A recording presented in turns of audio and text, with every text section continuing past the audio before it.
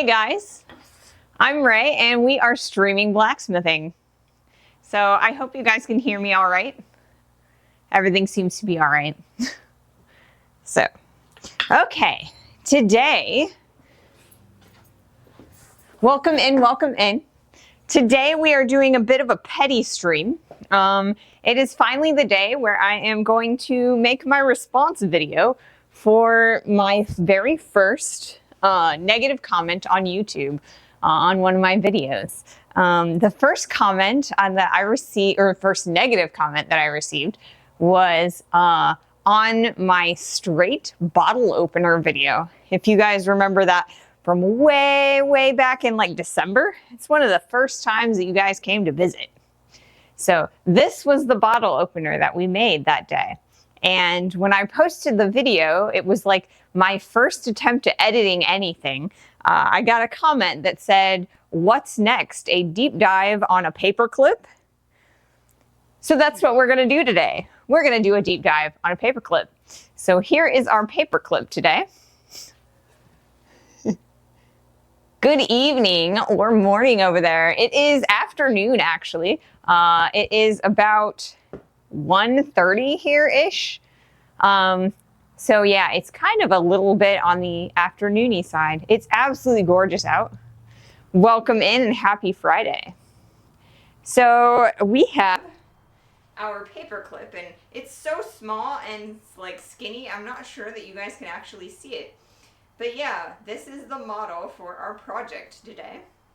So we are going to take this piece of quarter-inch wide mild steel, and I'm not entirely even sure how long this is. I just sort of like found an offcut, and we're going to see if we can't make ourselves a paperclip. So this is going to involve a lot of tapering and, you know, turning this thicker piece of steel into, you know, a really thin round wire, and then we're going to bend it into the shape of a paperclip. Good evening. So then you are 7 hours after us here. Yeah, basic salads and sandwiches. Welcome in.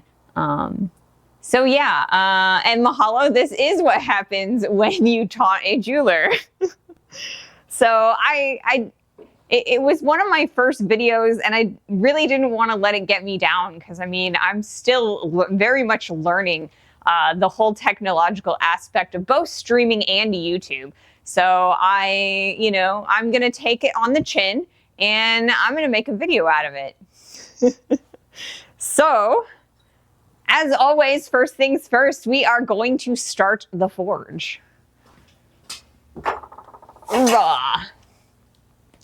So I'm thinking that we're going to probably taper this a little bit thicker than the wire on this striker. That's my goal anyway. And then we can make a pretty big paperclip. This would make a really decent sized paperclip, I think. So it's kind of a mix between, you know, this paperclip and the striker. And we're going to see what we can do today. So let us get started.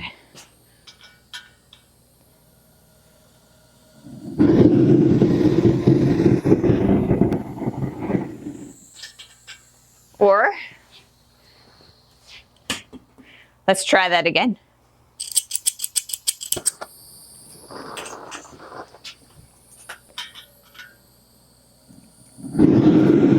There we go. Much better.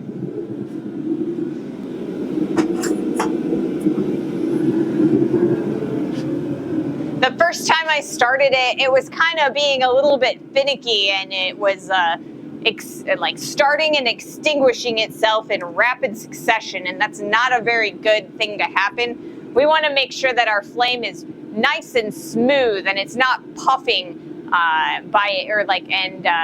causing mini explosions inside the forge.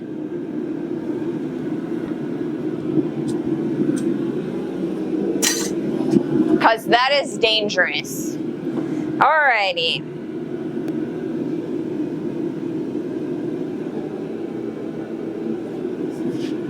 So I've got an ad in progress, it looks like. That initial ad is always, you know, always tripping me up a little bit.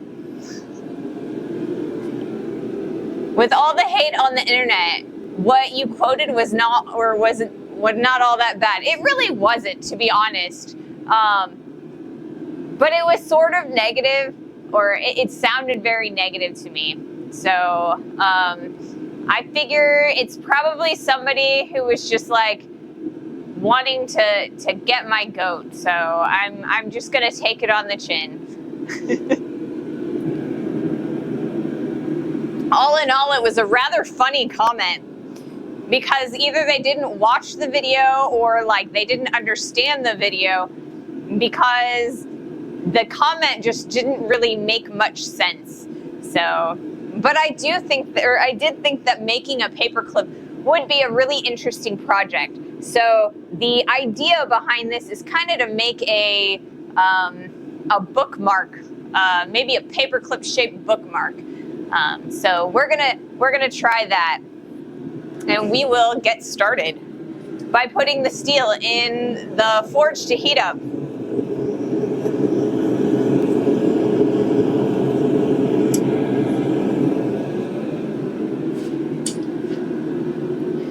Okay,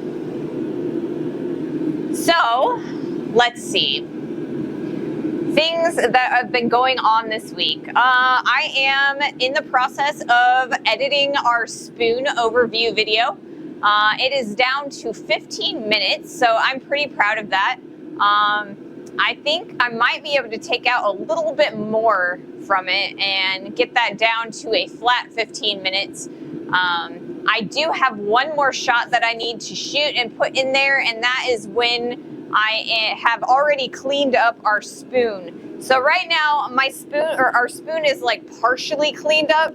I did a little bit of grinding on my bench grinder, but I have yet to get really like into the bowl on the outside and the inside. So I bought some good flap discs for my Dremel so that we can get really up and cleaning inside of the bowl.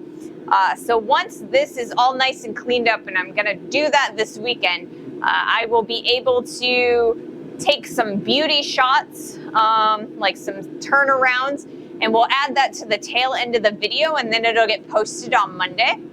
And then I'm starting to edit the fork video. I still need to complete finishing the cleanup on the fork as well.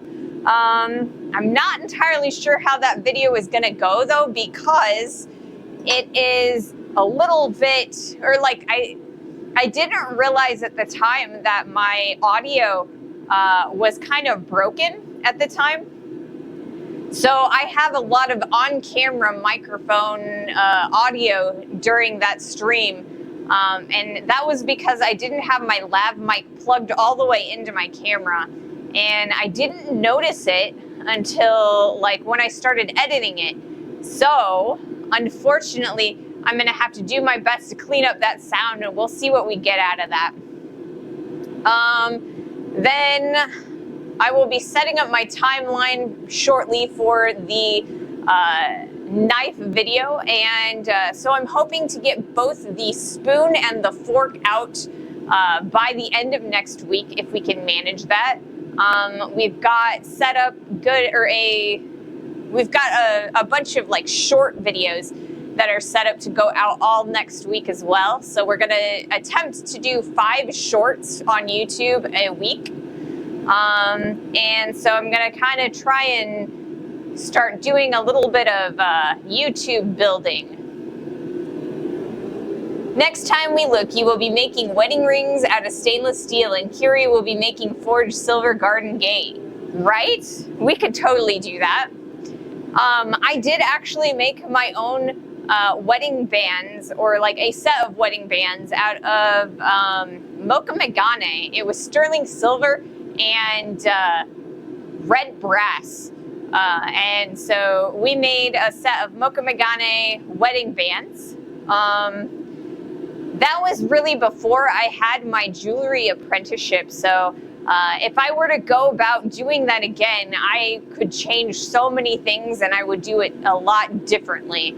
But yeah, it would be really interesting to see Kiri, you know, forging a miniature like garden gate or something. That could be so much fun. Or maybe I could do it. It's a project idea.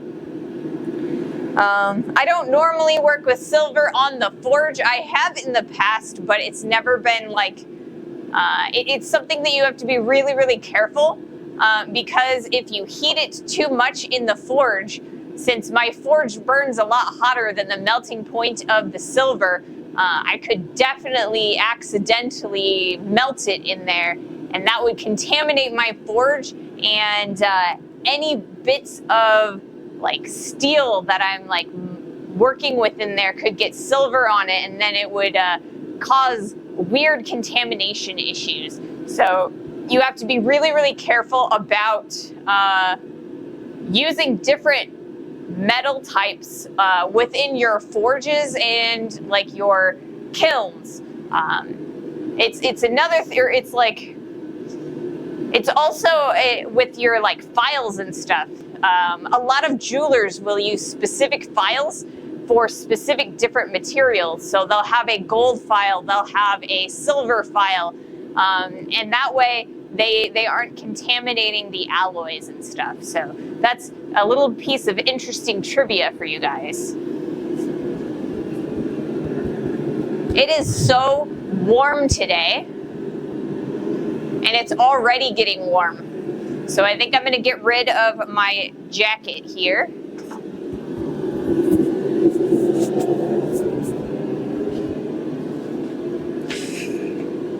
Got a nice car on my shirt today. So yeah. That's an interesting trivia bit, contaminating different metal alloys together. Because they'll start mixing, and it's never pleasant if you get like little pieces of dust of different types of metals in together, especially if you're like soldering and melting stuff together. You'll get impurities on the surface, and it'll cause all kinds of havoc. I never thought of forge contamination. Yeah, and I mean, there are several different ways that you can contaminate your forge. It's not just melting metal in there, but it is also things like when you're making Damascus steel or doing forge welding, what you'll do is you'll use what's a flux, and it's 20 mule team borax, and that's what I have in this container right here. This is really old 21 21 mule team borax. It's like in your laundry aisle, and basically what this does is as it heats, it melts around your steel and creates a pocket of clean steel, so that it won't oxidize in the forge, and it makes your welds nice and clean, right? Well, if you get the melted borax inside your forge, especially on fire bricks, it'll start eating it away. And that's kind of what happened to this fire brick here. It should still be cool enough that I can pick it up. But if you look at this fire brick right here, I will move here. You can kind of see there's like a whole bunch of melted holes in here. And that's what happens when your flux melts onto the bricks. And it's kind of, you know, something that you don't want to do, especially if the bottom of your forge is actually made of fire brick like mine is. You want to make sure that you're not eating holes into the floor by doing forge welding. And that's part of the reason why I do all my forge welding in a coal forge. Like, I know if you're using a crucible, you want to keep the same crucible for each one. Yeah, that's definitely true. And part of that too is when you are casting or casting metal. If you have remnants of a lower melting point metal, so like if you are trying to melt bronze and there is aluminum inside of your crucible, aluminum has a melting point of 1700 degrees, or no, 1400 degrees, and bronze has the melting point of 1700 degrees. And so you need the 1700 degrees in your crucible to melt that bronze, but the aluminum that's already melted, as the crucible heats up even further, it will start spontaneously turning into a gas, and it'll pop right out of there and cause major issues. So you got to be really, really careful about different melting points in your metal.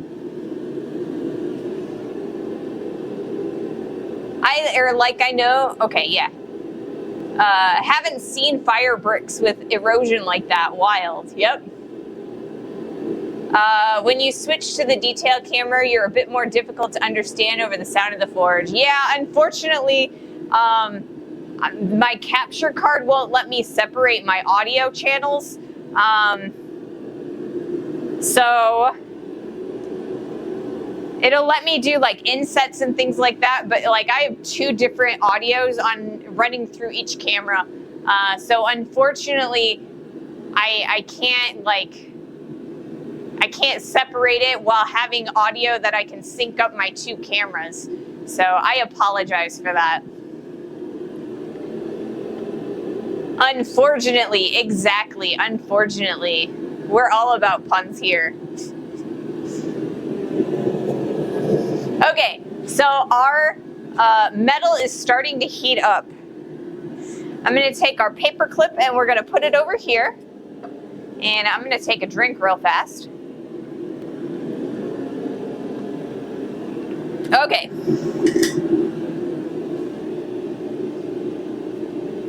Here we go.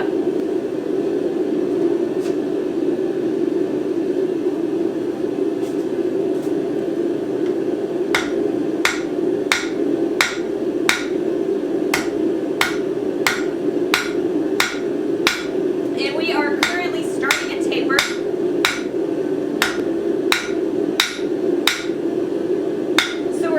Trying to squish in that end, and we're kind of trying to squish it into a point where we are happy with the diameter of that.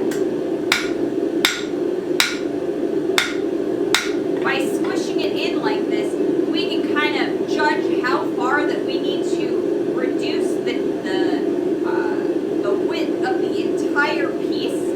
So it looks pretty small like that. I think I'm going to start there.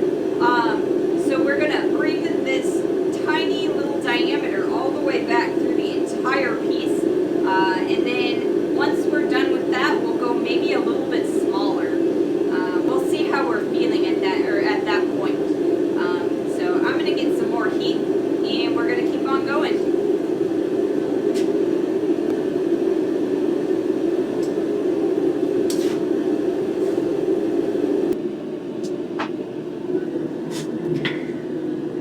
So hopefully if I project my voice and I'm not speaking while hammering, maybe you guys will be able to hear me a little bit better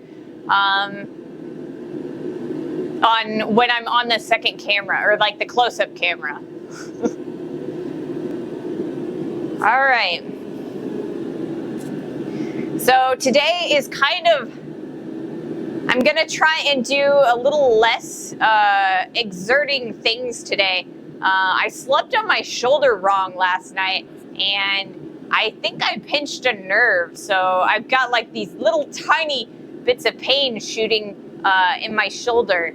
And so we're gonna be a little bit on the careful side today. And it might get to the point where I might have to end the stream early. We'll see how I'm feeling. I did take an ibuprofen, and usually when this happens, it actually helps to work the nerve out of out from between whatever is pinching. So I'm really hoping that this helps.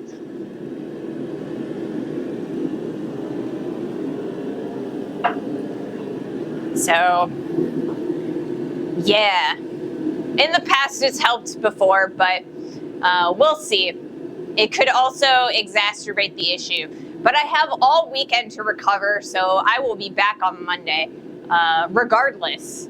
And we will be back in business.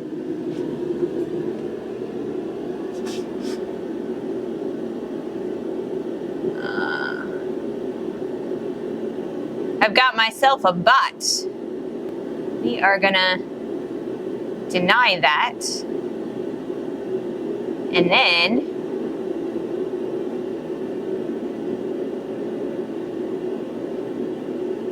we are going to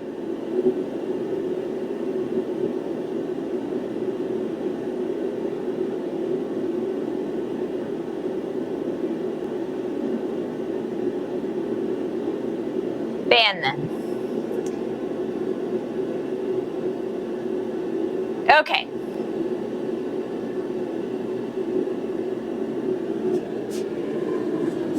Gotta ban all those bots, you know?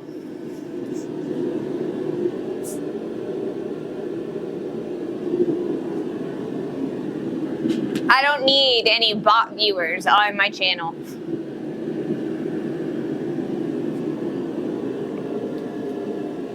Okay. So I've got myself a new whiteboard that's behind the camera that I can actually start writing topics for things to talk about. So hopefully I will be able to kind of I won't have to make things up anymore. And it'll be a little bit more informative, and I will actually have answers for things that are on my board because I will have already thought of them. So today, the topic that I have is leg vice setup. I am not a bot. It's what my program says I have to answer here. Exactly, right? Okay, so something that I started talking about on Wednesday was the setup on my leg vise, right? So this is a leg vise. It is different from a bench vise because a bench vise, it just like attaches to a table or a bench or whatever you have it set up on. And it's just sort of attached there with like bolts. And you can work on it and like filing and sanding and things like that. And it's like, you know, a third arm, and that's very, very convenient, but you can't really hammer directly onto that vise. And that's very inconvenient for a blacksmith. So, because if you have a third arm, it would be best if you could hammer directly on it. So the leg vise allows you to do that by extending a leg from the vise itself down into the floor, right? So all of the vibrations that you get from hammering on top of the vise will actually be redirected into the ground and away from the plate that you have attached to your bench or your stand or whatever you have attached your leg vise to. So something that I learned from another blacksmith is that you can actually make that even better by creating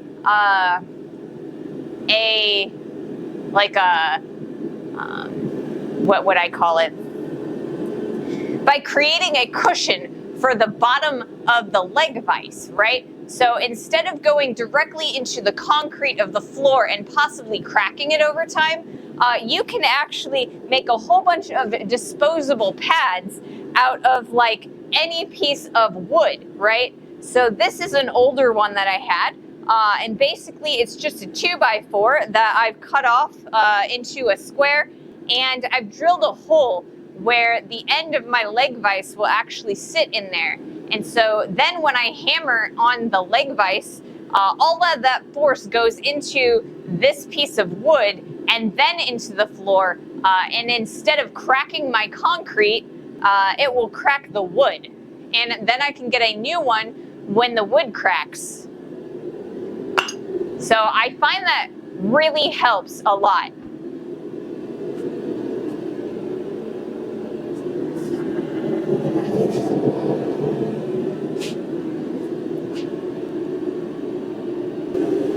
Okay, so we're gonna do another heat.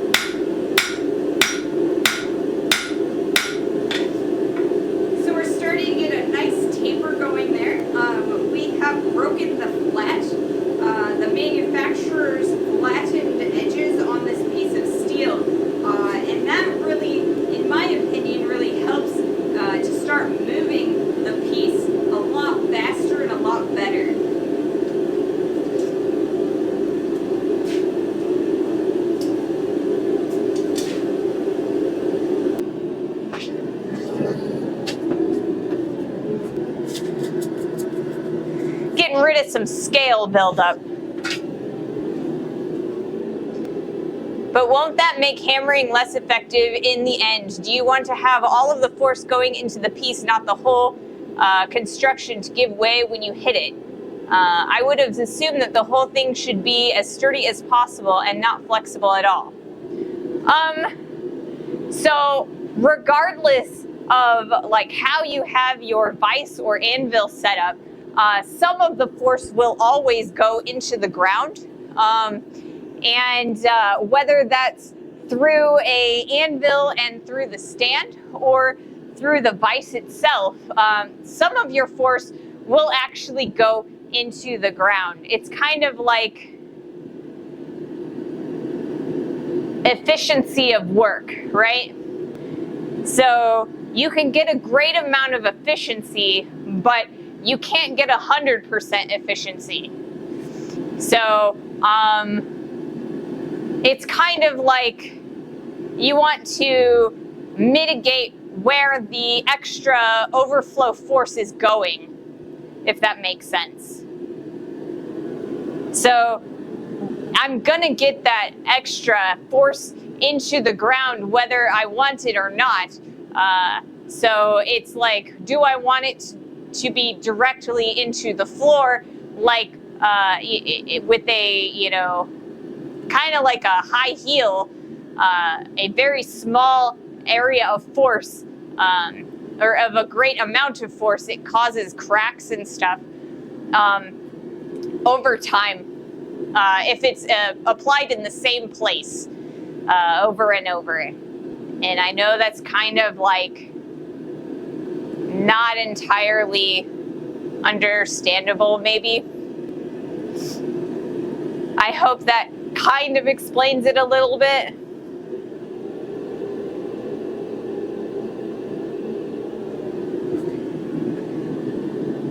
So yeah, it's kind of like you're redirecting the unwanted force.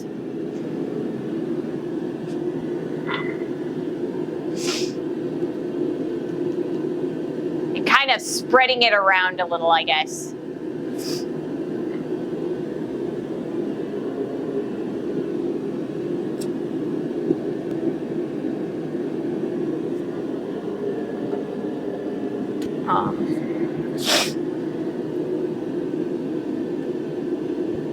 So yeah, that was the only topic that I have on my board today.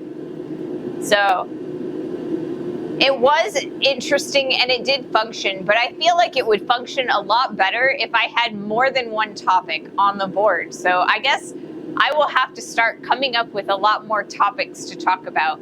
and to really think in depth about. I could talk about hammers, and I could talk about tongs, and like different types of those things, and maybe different techniques. And I'm totally willing to talk about that kind of stuff off the cuff too. But if I can pre-think about them, then I won't have as much ums and ahs and likes in between it, and it will sound a little bit better. I see. So it is more about the inertia of the anvil or the vise that counters the hit. Yeah, okay. So when I'm hammering on an anvil, the reason that I want to hit on a larger piece of metal as opposed to a smaller chunk of metal is because you end up with more of your force going into the piece than going into the anvil and the ground if there is more metal or more weight behind your hammer blow, right? So it's kind of like every time I hit the anvil, it resonates, right?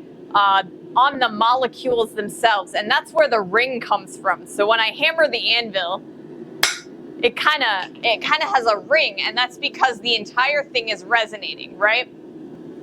Well, the bigger your anvil, the less it's gonna resonate, right? So if you've got a little piece of steel that you're using as an anvil, kind of like this,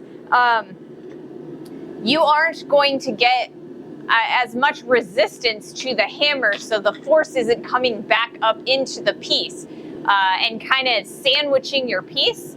And so your anvil might jump or lose a lot, or like your tiny piece of metal might start jumping, right? So the bigger the amount of force that you're putting into the anvil, so like if you're using like a smaller hammer or a larger hammer, the larger the hammer and the larger the amount of force that you're putting into the anvil, the bigger you want your anvil to be, right?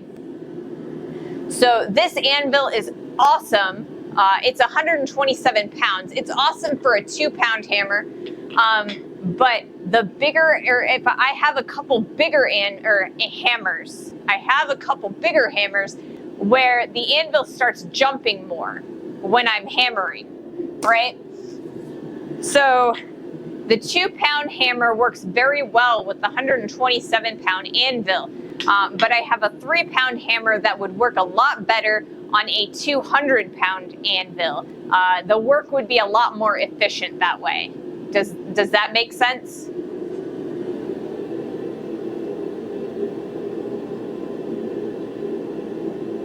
Yeah, this is exactly what I thought. If you would now very firmly and sturdily connect the smaller piece of steel to the ground, it should also resist better to you. Or is this never sturdy enough? It definitely will. If you can, so that's very much how,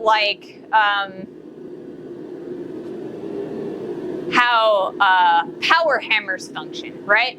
So you have a tiny, tiny bit of metal that's attached to a really, really huge machine. And so the force of the ram, when it hammers into the bottom jaw of the power hammer, it's producing a great amount of very efficient force. So you can very sturdily affix a smaller piece of steel to something else to get more efficient for when you are hammering. But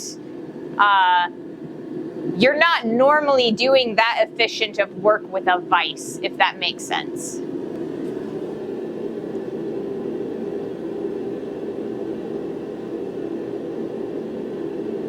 Yes.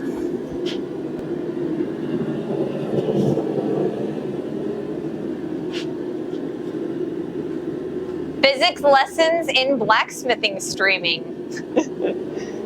Ads. Yes, ads. Always the ads, man. Interrupting my flow. But this way I can actually think about things a little bit more, and maybe my explanations won't be quite as verbose. Back. Excellent. Welcome in, Ping. So yeah, like I was saying before, the more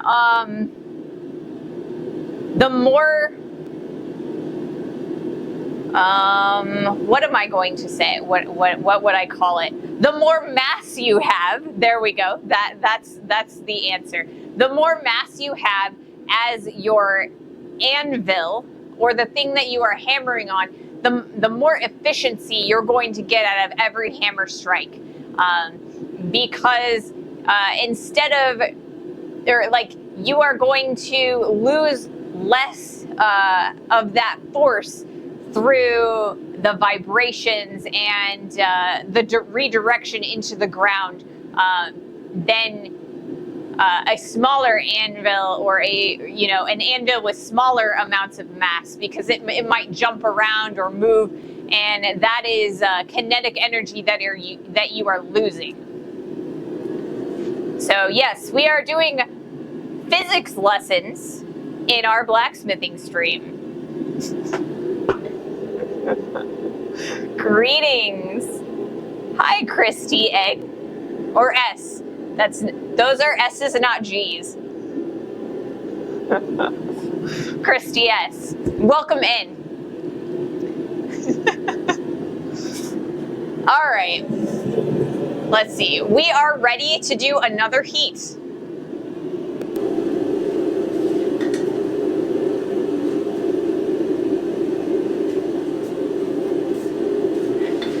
we're actually going to go onto the horn of the anvil.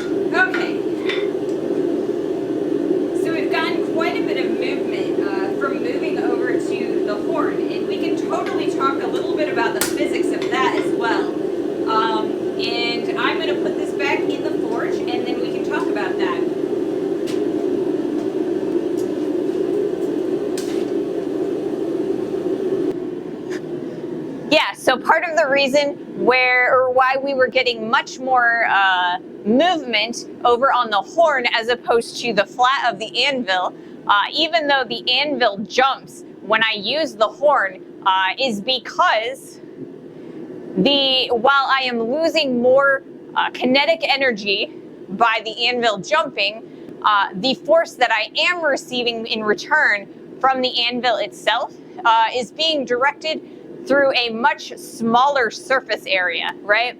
So if I have the entire piece of steel laying flat on the flat of the anvil, then I am getting an even amount of force back in from the face of the anvil along the entirety of the face. Whereas the horn of the anvil, because it is rounded, we are only getting a small amount of contact. So the extra force that is coming up through the horn of the anvil is much more pinpoint focused.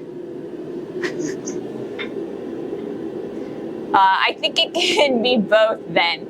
Either inertia or support from the ground, right? When you punch someone in their face, there is nothing behind them to sandwich their head against, but it still has an impact through the inertia of the head. Exactly. Thinking back to high school physics, does this make an inelastic collision? I never got that in depth into physics. So I took like physics 101 in high school, and I never got into physics in college. So I guess I am more of a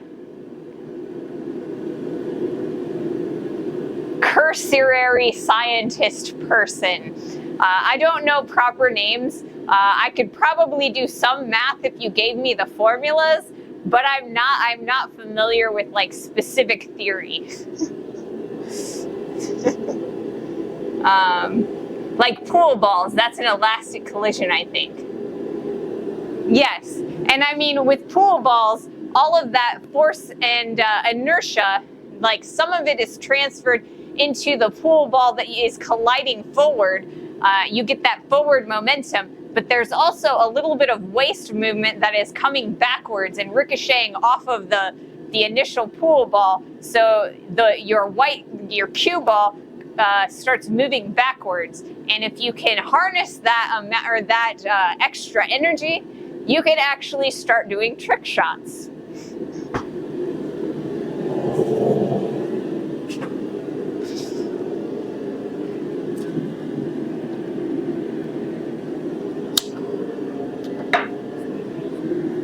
So yeah, science.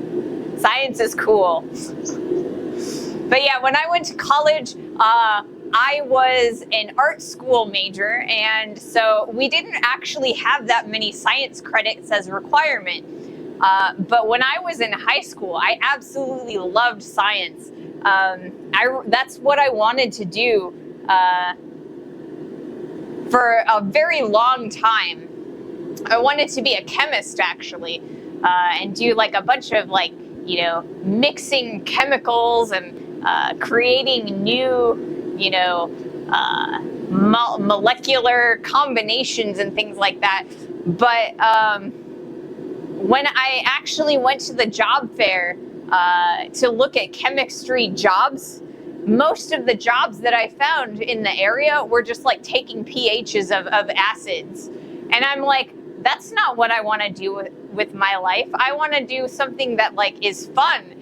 And I want to work with chemistry, and I still technically do, because there is actually a lot of chemistry within blacksmithing and metallurgy and things like that. So I do still do a little bit of science, but it's very loose and informal. The transfer of energy is determined by both conservation of energy and conservation of momentum for the pool balls, that is. Exactly, right? So because I have such great amount of mass in my anvil, the same principle works, right? So I'm not getting that elastic collision or as much when I'm using the hammer on the anvil.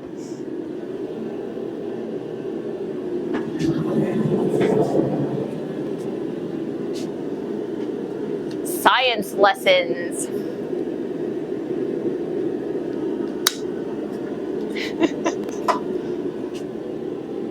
The anvil is elastic, but the piece should rather not be.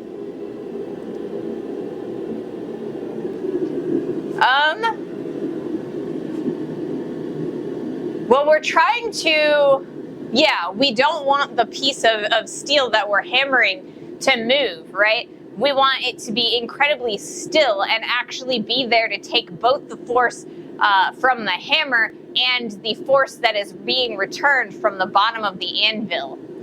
So we kind of want it to squish together, and that is how we create our tapering movement. If the piece was 100% elastic, it would not be deformed. Exactly. Because then it would just like bounce back up, right? So part of what we like in an anvil is we like to have a really good amount of bounce and return on the anvil, right? So if your anvil, or most anvils are actually made out of wrought iron as the base, the bottom, the base of the anvil, and then there is always a tool steel plate that comes across the entire face of the anvil. Now this one is broken right here. As you can tell, there's a weird step here, and that's because my tool steel face is broken, right?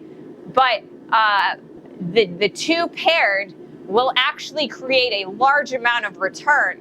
So the way that a professional like blacksmith or a farrier is going to look to see if an anvil is good is they're going to take a steel ball bearing and they're going to drop it on the face of the anvil. And then they're going to measure how far it bounced back up into the direction that you dropped it from. So the more bounce, the better the anvil. Yep.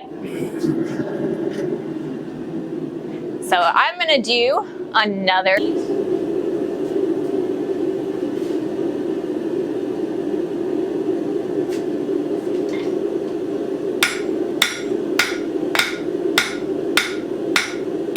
So we are back to the face of the anvil.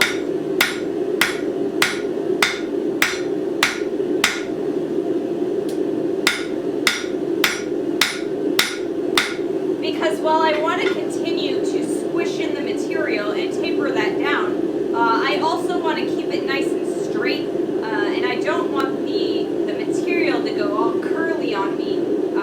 So that's why we want to straighten it out every so often, because the more movement in the more curved movement I get, the harder it's going to be to control the direction of the taper. Yeah.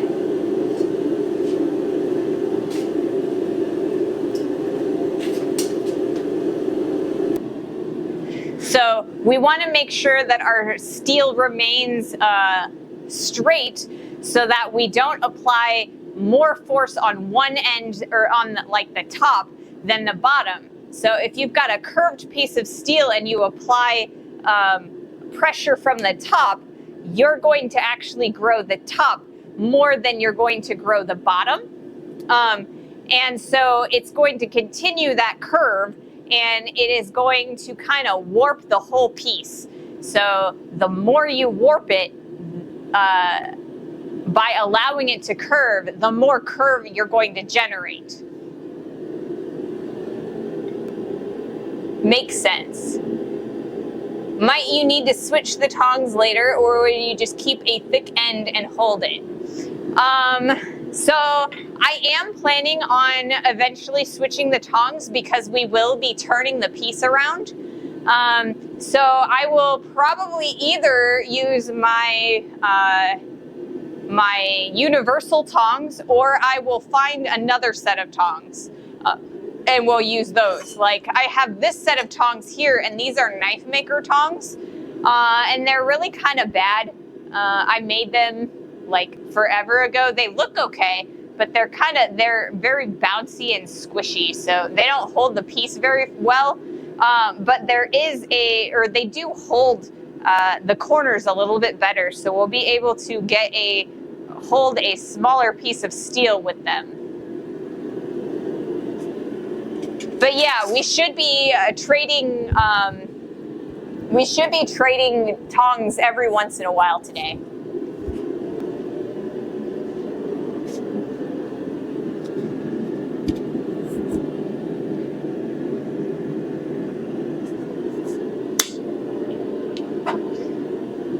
Welcome in, everyone.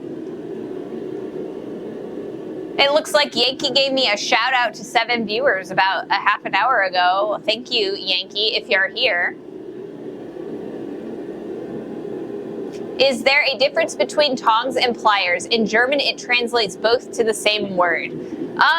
So in theory, they are different. However, they do function very, very similarly, right? And I mean, really, the only difference is that tongs like these, they're just longer. So I always recommend that if you don't have a set of tongs, when you're, first starting out as a blacksmith, that you want to use like a set of pliers or something, because obviously you can't just go and grab the piece of steel out of the forge and pull it out and work on it. So you will need something to kind of hold that with. And if you don't have a set of tongs, you can totally use a set of pliers. I have several sets laying around that occasionally I will use for different things. I prefer tongs because they are longer and I can get inside the forge better. And I don't have to use like a welding glove to get in there with the tiny short the tiny short pliers. But I mean, they do function very similarly. So let's see. I think I had a set of vice grips, and I used to use vice grips a lot before I had a giant selection of tongs, because you could kind of lock the vice grips onto your piece of steel and pull the piece in and out, and that was pretty decent before I had a lot of tong selection. But I mean, yeah, they are very similar. Tongs are just longer.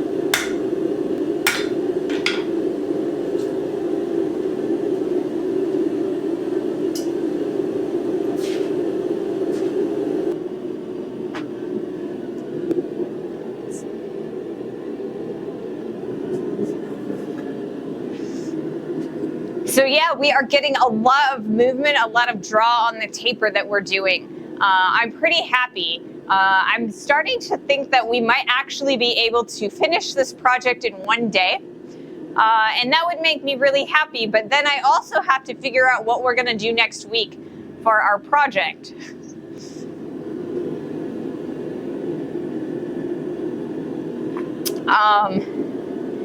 Our next project in the list of projects was supposed to be a new set of universal tongs. And I'd still really like to do that project. But I would also like to be able to get my bottle jack in the shop.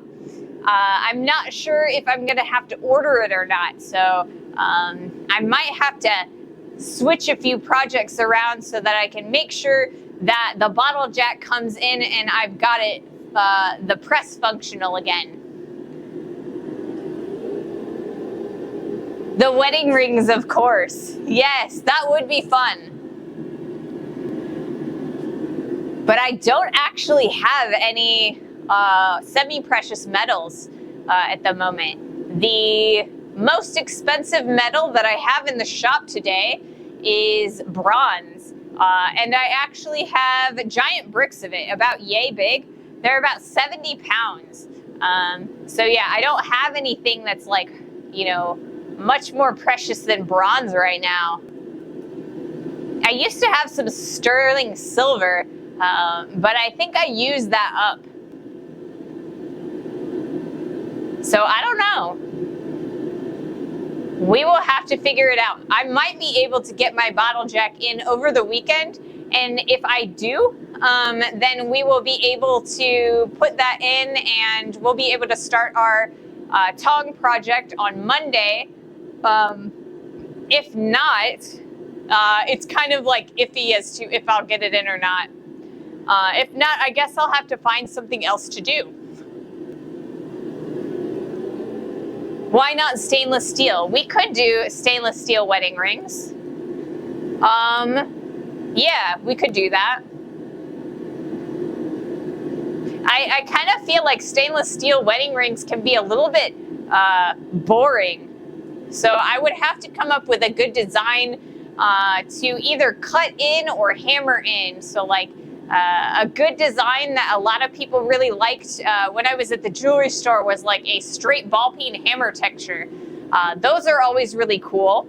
And then there's also like, like cut-in textures where I could kind of like do more of a like jeweler saw kind of, whatever, or like cutting in and out of the material. So that's an option as well. When I was first getting started in metalworking, before I had my own setup, but after I got out of school, what I would do a lot was actually take sheet steel, really thin sheet steel, and then I would take my jeweler saw and I would actually start cutting little patterns into sheet steel. So then I would frame them, and it would just be a flat sheet of steel that I had cut out whatever design I wanted into it, and then I framed it. And a lot of people really, really liked that. So that could definitely be something that we could do. It would be something that I'd have to figure out where to do it, because this shop, or this area of the shop, isn't really set up for that. I do have a jeweler's bench, but it is in the other side of the shop. So I will have to see if I can't come up with a good camera setup for that. But then we do have a request, the garden gate from Kiri. I mean, maybe we could do parts of a garden gate. I think doing a full garden gate is a little bit outside of my scope right now, because I'm still kind of regaining a bunch of stamina. About 5 years ago, in 2020, I got really, really sick. And it's taken me quite a long time to regain the amount of stamina that I currently have. I am to a point where I can blacksmith for about 3 hours, or I can do finishing work for about an hour and a half without feeling it really heavily. So it's kind of, a garden gate would take a really, really long time at that pace. So I kind of feel like that's a little bit out of my scope right now. Later when I've got more stamina, we could definitely add that to the list. I foresee Kiri complaining about the material cost for several kilograms of silver. Exactly, man. Sterling silver and gold have been so expensive lately, since like the global economy has been really variable. And every time the global economy is variable, commodity prices skyrocket, because I mean there's only a finite amount of commodities within the planet itself, and so they are a sure bet for investors. So right now, gold, silver, platinums, they're going to be really, really high. Oof, I feel that. I had the same happen to me, and I am back being able to do about 30 minutes. Papa Dookie, yeah. And it's just, for me, it's been absolutely beautiful. Just like, and I've made so much progress just coming out here and working until I just can't work anymore. And it's like I started out, I was out here for an hour, and then I had to like stop, and I had to stop for like a couple, or like a day or two, and then I would come out again. And so we've been working our way through and gaining every, a little bit at a time. So I've gotten from 1 hour to 3 hours from middle November to now. So I'm starting to get to a point where I can go even longer than that, and I'm really excited. The gate would be up to Kiri if you do the wedding rings. Yeah. I could do the wedding rings. All right, let's do another heat. We've got plenty of time for another heat before the next set of ads start.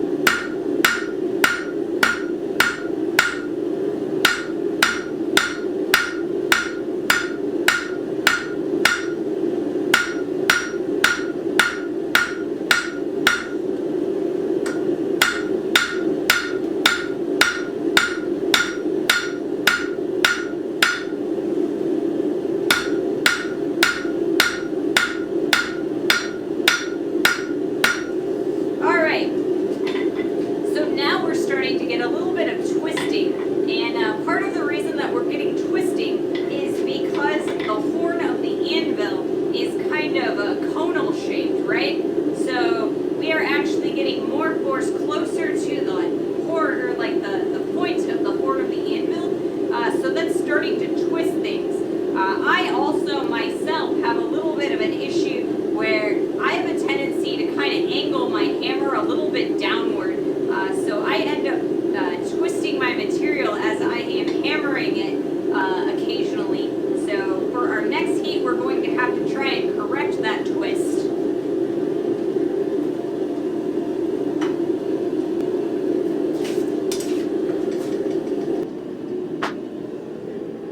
To start to get better and then get hit with a cold or flu and crashes me back down again. That was me for like the longest time when I first started to try and get up out of bed. Right after I was starting to feel to the point where I could get out of bed, after those initial 3 days where I was like really, really bedridden sick, it was like quite a bit of effort to get from the bed to like the other side of the house. And I mean, I got to the point where I could do that at least, and then I got sick again. And it was awful for a long time. For about 3 months, I couldn't leave the house. But I encourage you to keep going, keep trying, because you will eventually get there.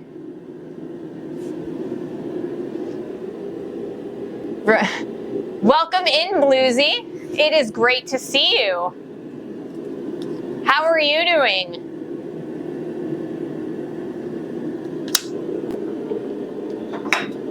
Today we are doing a little bit of a spite stream. When I first started back in December, well, I started in November, but back in December when I started putting my streams on YouTube,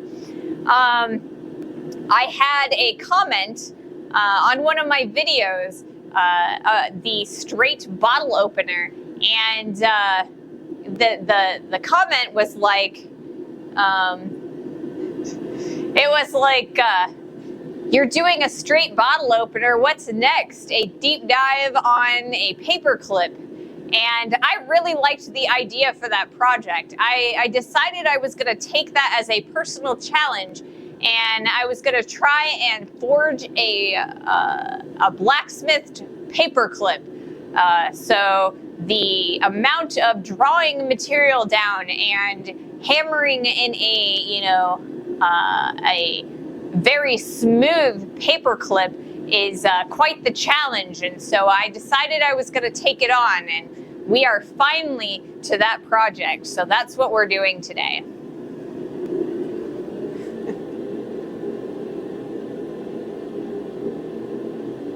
Same old, nothing but running from goats. Goats are fast too. My grandfather was a farmer, and he had a bunch of sheep and cows, and they were all fast. When they wanted to go, man, they could go. A forged paperclip, they are indeed, yes. Yeah, so we're doing a forged paperclip. I have a paperclip here, and you probably can't see it because it's so tiny.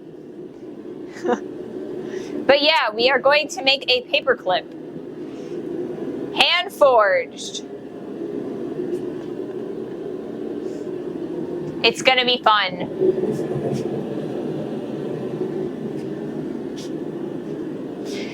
So we've got a set of ads going. And so I'm gonna wait for our next heat, even though we have plenty of heat. We are thinning out our material a lot. And by thinning out the material, it takes a lot less time to heat up in the forge. So we don't have to wait nearly as long between heats.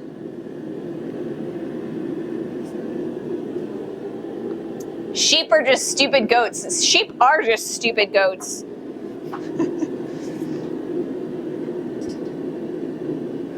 But they are a lot easier to take care of, I think, sheep are. There's a lot less maintenance as far as I am aware, although I'm really uninformed on some of it. But I mean, you just kind of throw hay out in the pasture and then the sheep will eat it. But like with goats, you have to be careful that they don't like injure each other and stuff. Goats have their own funk. True, but not like sheep. Yep.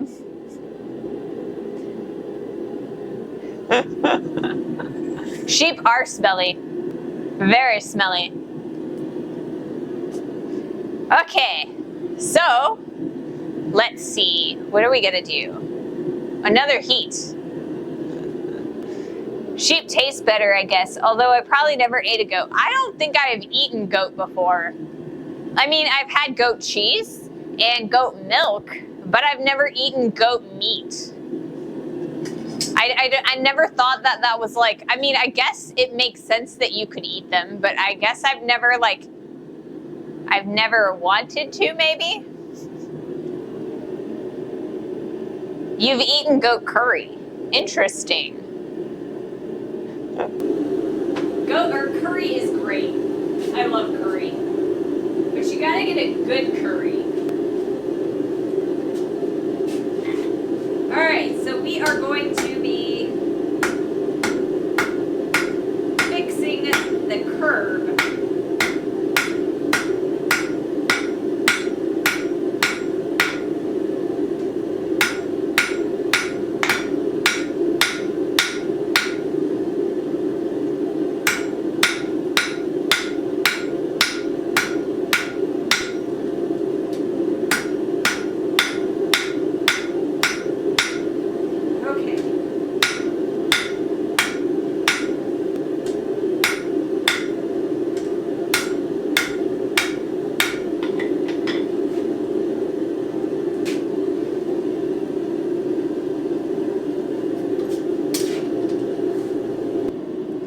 So hammering back on the corners of our metal kind of pushes that material back on itself, and it kind of creates a new set of planes, right? So instead of having 4 flats, then you now have 8 flats. And it kind of realigns all of the material into like a round shape, and then you can reestablish your 4 faces. So that is how you correct a twist. Or also you can use that technique to correct if you kind of create a parallelogram. So instead of right angles, you've got 2 acute angles and 2 obtuse. You can kind of correct those back into right angles by hammering back on the corners and reestablishing your flats. You have to make your own curry. I made my own curry from the goat that gored me. I got angry, and after I returned from the hospital for stitches, I lost a goat and gained a curry. I think I would probably eat the goat that gored me too. I mean, if nothing else, by eating the goat, you are gaining that much more control over the goat and gaining it or regaining its power by eating it, right? That's how that works, huh?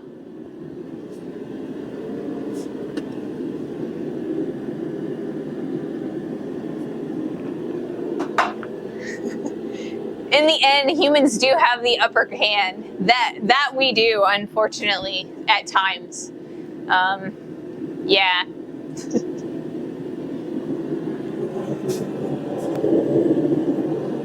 Okay, so we are going to, first of all, I'm going to clean the face of the anvil a little bit. So that I'm hammering back, the scale doesn't come and bounce back into my hand or anything. So as I am heating the metal inside of the forge, it's actually starting to oxidize. And so the oxidation creates a rust on it, and hot rust falls off, and we as blacksmiths call that scale. So if you don't clean your anvil face and your pieces, that can actually start shedding off when you put the pressure from the hammer on it, and it'll burn you. It's very, very hot.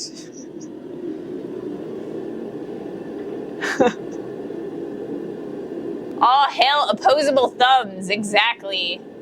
The small jaws leaving space for a large brain, although not all seem to actually use it. In the end, humans are the most scary predators on Earth. We hurt animals and run it down until it gets so desperate it just gives up and dies. I mean, exactly. And I mean, humans are also incredibly resilient, right? Because I mean, any other animal, a goat gores, and they'll just fall down and take it and then just die, right? We just have this like incredible resiliency that we can continue moving even after injured, and we can heal from injuries that would otherwise like kill other animals. And that is also one of those scary human superpowers. It's very interesting.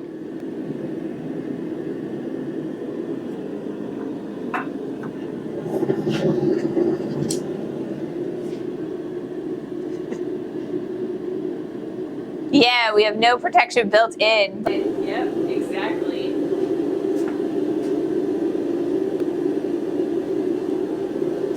Okay, so we are going to reestablish our flats.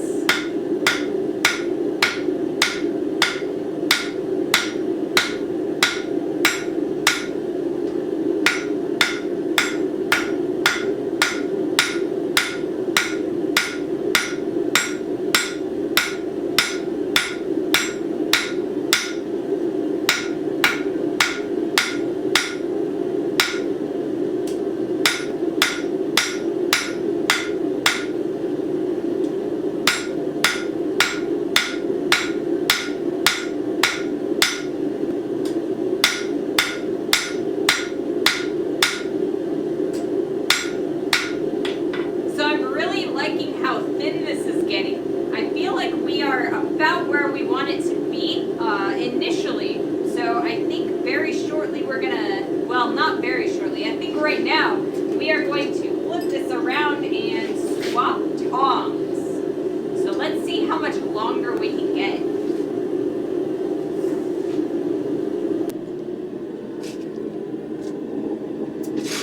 So we're gonna try these tongs maybe.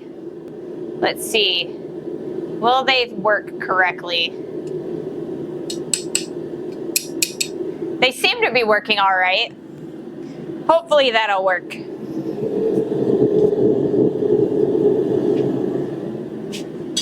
And we want to be really careful that we don't put our steel very far into the forge, because that thin tail, if it gets really hot, it's going to start flopping around with the extra weight at the area that we were holding onto with the tongs. Because there's so much more weight there. We need to be very careful that we keep it all nice and straight and flat.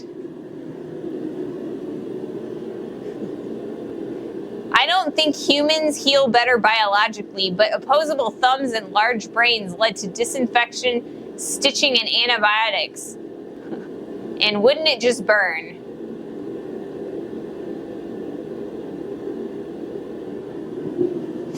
Yeah, I mean, antibiotics is, you know, we've actually developed, or we developed antibiotics and stitching in medical technology very quickly as a species. We use a lot of tools, and that helps a lot with staying alive. As far as like wouldn't it just burn? I'm not sure what you're referring to, unfortunately. The delay has kind of disconnected the comment with the reference. There were animals that have sort of built-in antibiotics. Yeah, they kind of are. So like, and especially like plants and things like that, there's also like built-in antibiotics there. But I mean, it's like a lot of saliva for like animals has a tendency to have like clotting properties so that they don't bleed out and things like that. It is quite the interesting adaptation. But I honestly, I'm not as as knowledgeable about biology as I am about physics and chemistry. So maybe you guys can teach me a little bit about that. Oh, the thin piece of metal. Okay, so the beauty of, so one of the main differences between running a coal forge and a gas forge like I currently have is that a coal forge, 100%, if you use a little thin piece of metal, it'll just burn right up, right? But a gas forge, the temperature, or like the oxygen and propane mixture is such that it will, the forge itself will never tip the steel over its melting point or to a melted state. It will never allow it to change states. It'll get really, really wobbly and really fluid, but it will never change from a solid to a liquid. And it's just kind of the environment, or like the internal environment within the forge. And it's a really weird sort of consequence of using a propane forge. So I never have to worry about my steel melting in there. Now I do have to worry about other materials. If I put in, like, say, sterling silver or bronze or brass, I do actually have to worry about those melting within the propane forge. But it's kind of like the continual oxidation of the outside shell of the steel prevents it from dipping into that melting point. So you are much more likely to crack steel in a propane forge than you are melted, if that makes sense. Komodo dragon has one of the strongest immune systems in animals. They seem to have the worst bacteria in the world in their mouths, and they use like poison to stun and kill prey. That's what I had heard, or I think I read that in like a Discovery Channel Animal Planet thing or something. That I kind of remember somebody, or like some animal person, talking about getting bit by a Komodo dragon it is very serious and could definitely kill you. Just a bite. The most scary thing about humans, in my opinion, a plant develops a chemical defense against animals eating him. Humans come along and taste them and be like, oh, tasty, let us breed them and have even better or bitier resistance and use them as seasoning. That is kind of scary. I mean, it is. It definitely like keeps other sorts of herbivores away, but it definitely does not keep us away. It is an interesting mutation and attitude towards a mechanism of defense. Or just set the plant on fire and inhale the smoke. Exactly. You know, we as humans tend to actually appreciate things that are poisonous to us oftentimes, at least to a certain extent. I mean, if you look at like pufferfish, right? We are constantly, like in certain countries, we're constantly attempting to eat them, even though if we eat the wrong section of them, it will kill us. So that is a very interesting phenomenon. Fugu, yes. Chilies develop capsaicin to poison animals, and we use it to season. Yep. Caffeine, coffee, alcohol, all of that. It's poison, and we just are like, la-di-da, let's go for it.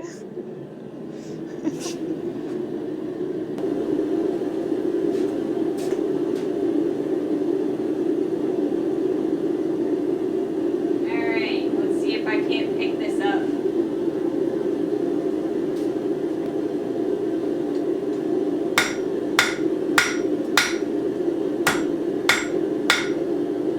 We're going to start a new taper on this end.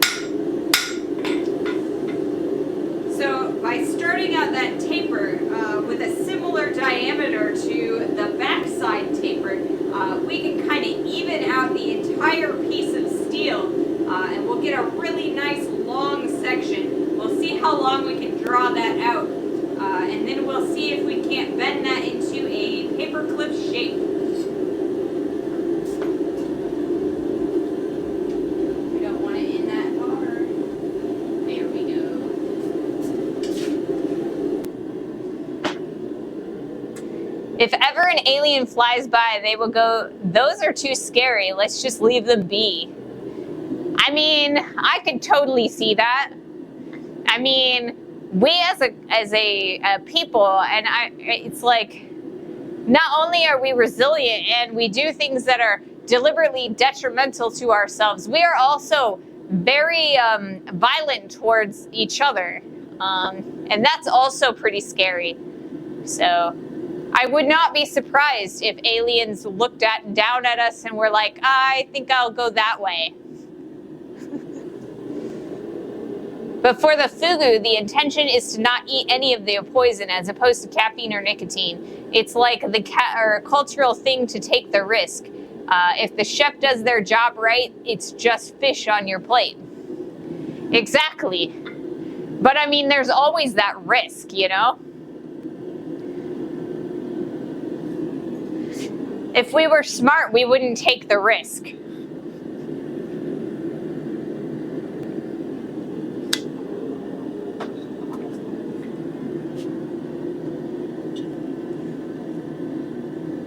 So I made these tongs out of 1/4-inch stock, and they are mild steel. So mild steel has a lot more spring into it.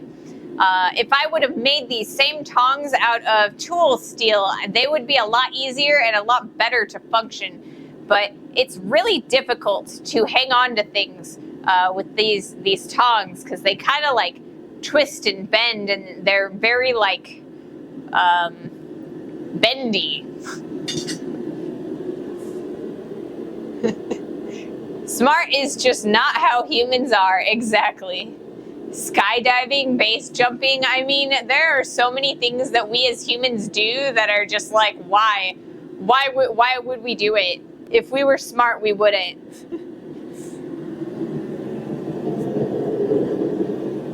There are a lot of things like that. All right, let's do another.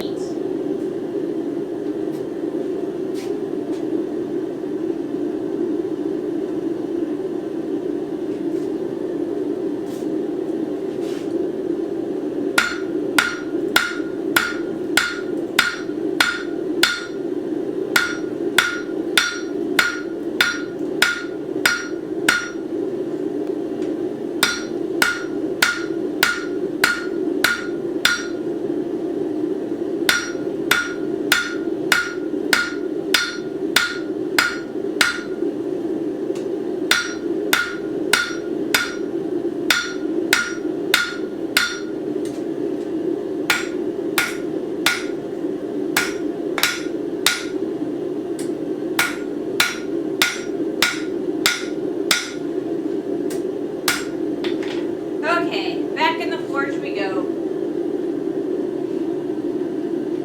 We're starting to get there.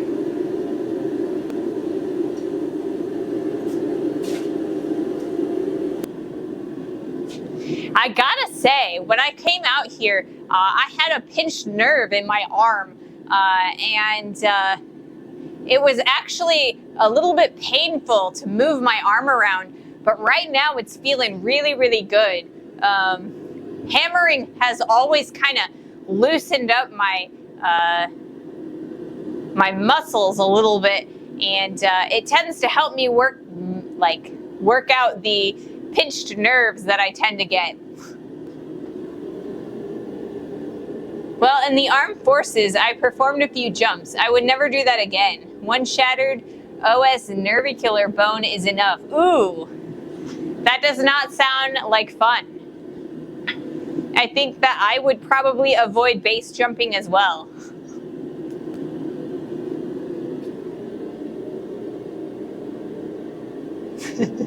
Mild steel is such a funny word to me. Mild, pronounced like mild.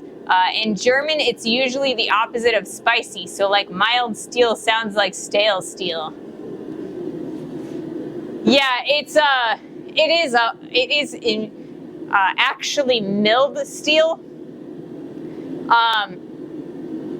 And so like it's based on like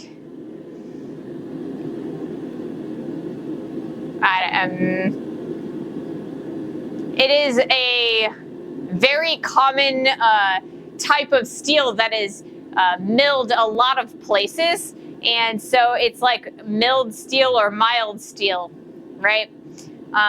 That's just kind of what we call it in English, I guess. It is a low carbon steel. Its numbers are 1019, so it's a lot lower carbon than your tool steels that you would use for like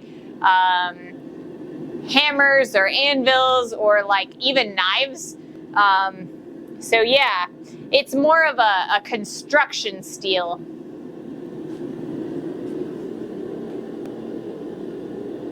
In some ways, it is kind of since you could think of tool and stainless steel as being spicy, they have all the extras added in. Right.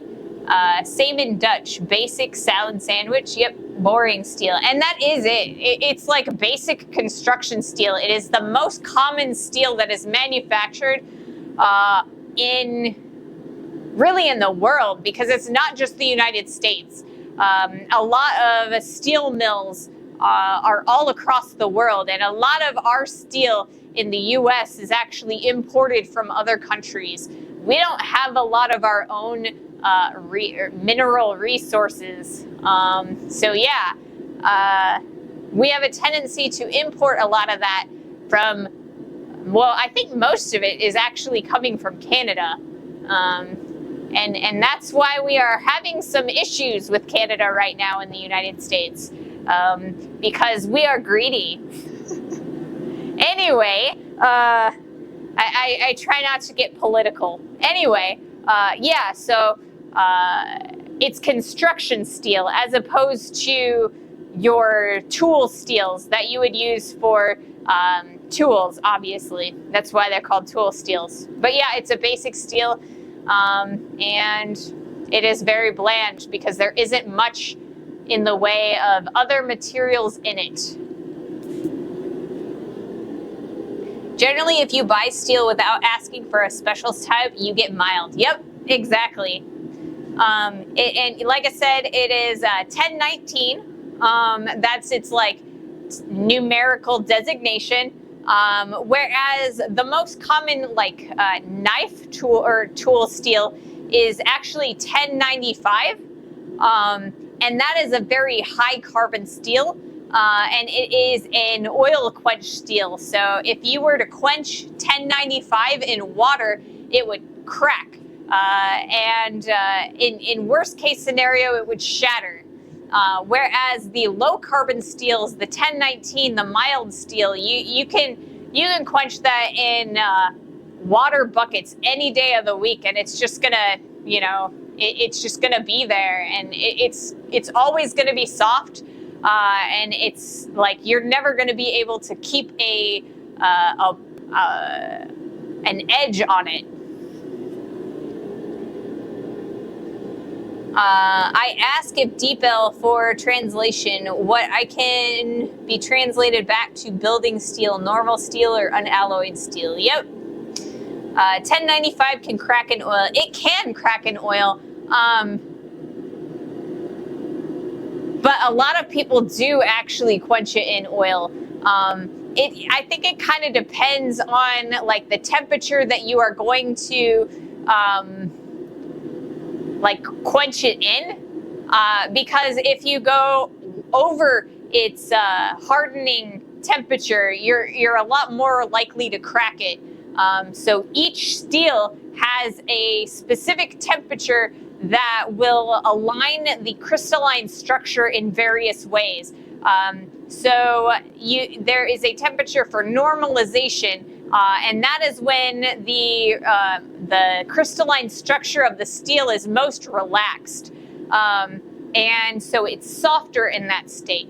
There is a hardening temperature, and that's usually it's a much higher temperature, and then you'll need to quench it down. But there are different types of quenches. So you've got water, you've got oil, you've got air quench. And so there's all these like little variables that you kind of have to pay attention to when you're working with various types of steel. So, and the study of that is called metallurgy. I tend to limit the amount or like the types of steel that I tend to use, specifically because I don't really want to have to like specifically temp my steel as I'm working with it. And so yeah, I tend to use construction steel all the time. You need oil that has a certain heat distribution factor. Yep. I've seen it happen at John's. Yeah. Now he uses stainless. Yeah. Stainless is a very common knife making steel as well as the high carbons. It is a lot easier to maintain a stainless steel than it is a high carbon steel. So a lot of people tend to buy stainless steel knives because they never have to like wax them or oil them. They're just always going to be bright and shiny. They don't quite hold the same amount of edge as a tool steel though, so it's kind of a trade-off. Do you want to maintain a high sharpness edge, or do you want to maintain a pretty looking knife? And it's kind of like that balance that you have you kind of have to set that balance and those expectations correctly.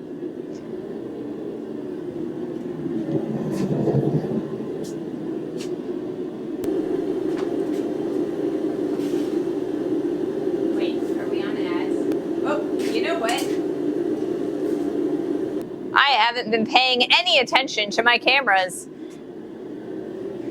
I need to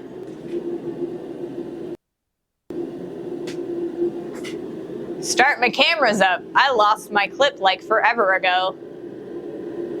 But that's all right. I'm not planning on doing, well, I am planning on doing a video on this. We'll see. And today, the newer steels, you can make stainless steel that holds the same edge if you have a whole cryo quench setup. Yeah, I mean, there are so many different types of steel that you can use. So many different types.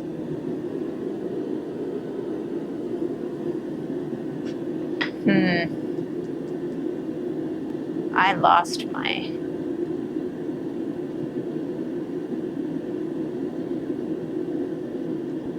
I've been really into talking to all of you guys, so my video is going to be... I'll be able to put the VOD up, but I don't know if I'm actually going to have enough footage to create like a condensed video. We'll see what I can do. I need to really remember to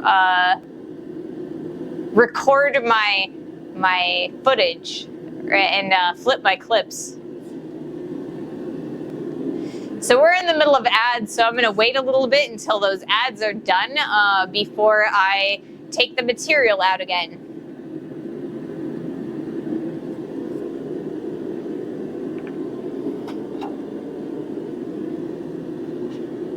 But yeah, that's kind of funny. I can look, or I have my monitor set up on, I am watching both on OBS and on Twitch, and the follow, or like the viewer counts are different between both of them.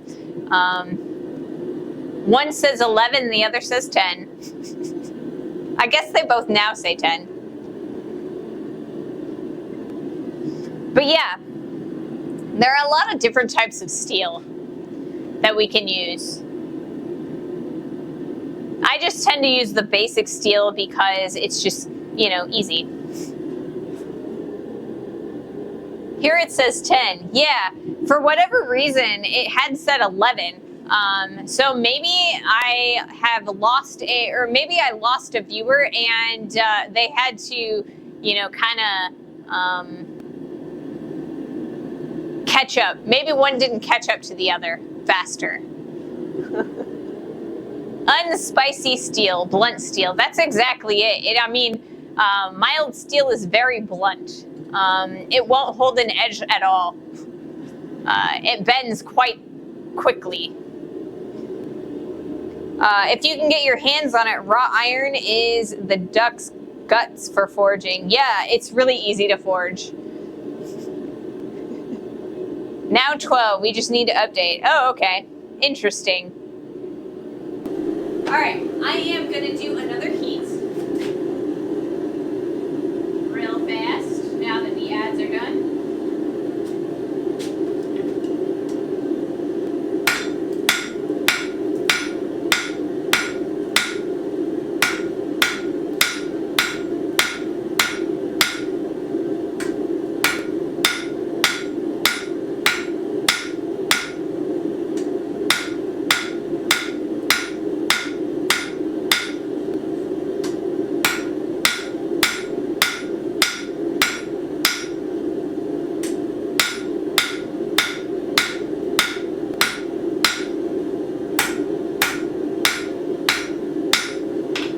Okay, and we are continuing to draw out this piece. We're going to get a really nice, long, skinny piece for our paperclip. So, we need to make it all even, or the diameter even throughout the entirety of the piece. So that is our current goal. We are drawing out this piece to get length and parallel edges.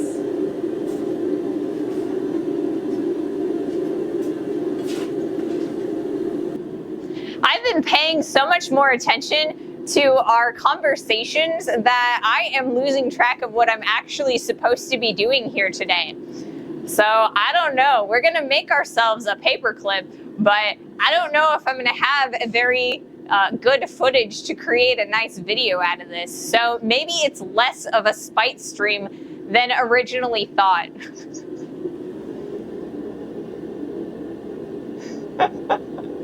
I need to get myself TTS. It would be nice to get TTS.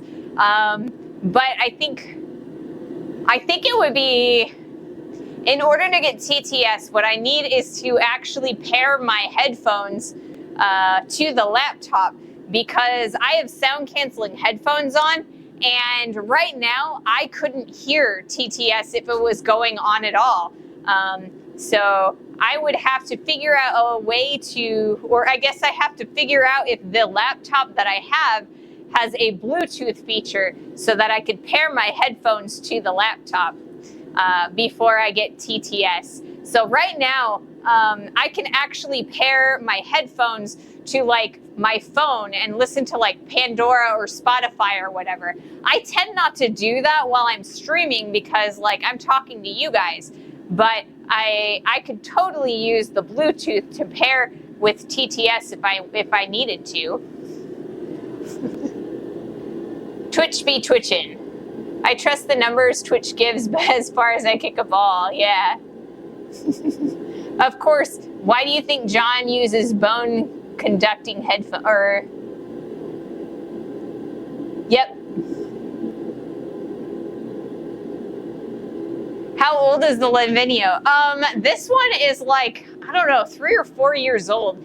It is pretty old, actually. It should still have a Bluetooth pairing on it. So I just kind of gotta like look for the feature.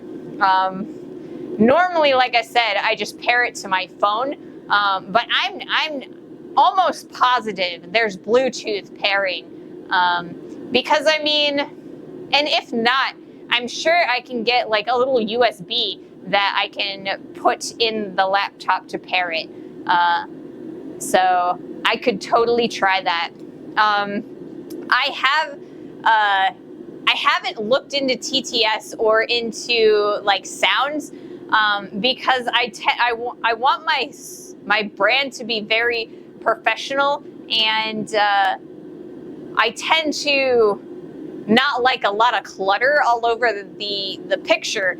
But I mean, I am getting clean feeds from both of my cameras, so I guess it's less important that the stream itself be clean. If the laptop has Wi-Fi, it should also have Bluetooth, or you could use a dongle. It should, yeah, everything in the past 10 years, I agree. There should definitely be able, or I should be able to pair the laptop with the headphones. It's just, I haven't looked into it. But I mean, if you guys think it would improve the stream, I'll look into it. We'll see what we can do. It might end up being a little bit too distracting for me. Like I said, I get really into the conversations, and then I forget what I'm doing.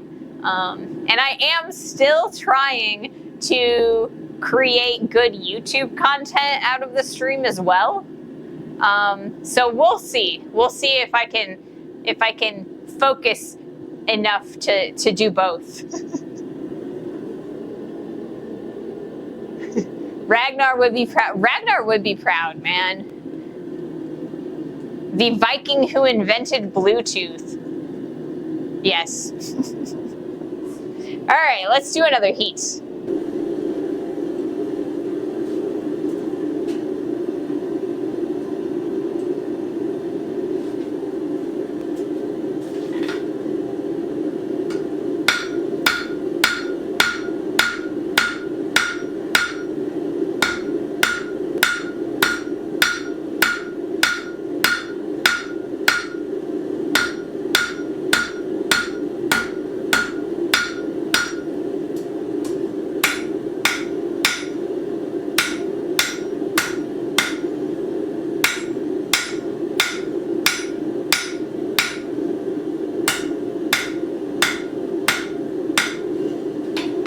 Getting there. It's getting a lot more thin, so I'm kind of, we're just going to have to keep on keeping on, because patience is a virtue in blacksmithing.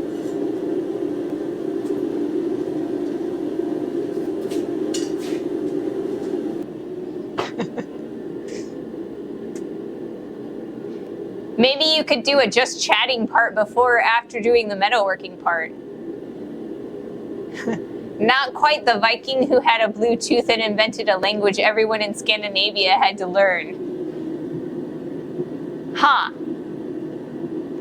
I don't know what language Scandinavian people learn. I'm not up on that, I guess. But yeah, I could totally do, or I have talked about with my partner doing just chatting sessions where I just talk to you guys. And I mean, that works some days. Like a lot of times we do have very elaborate and good conversations, but there are also times where, because I'm a smaller streamer, there are a lot less people online in the beginning of my stream sometimes. So I kind of feel like it's kind of a weird teeter where I might have enough people to get a chatting going and I might not. So I kind of feel like in that case, maybe if I start with a chatting and then if we get good conversation, we could do a just chatting stream. And then maybe if we don't have quite as many viewers, we can maybe switch over to blacksmithing at that point. That might actually be a good balance. So, I mean, if you guys are like really interested in talking about all kinds of stuff, we could totally do it just chatting. Or I could totally schedule it. We could definitely do something like that if you guys are interested.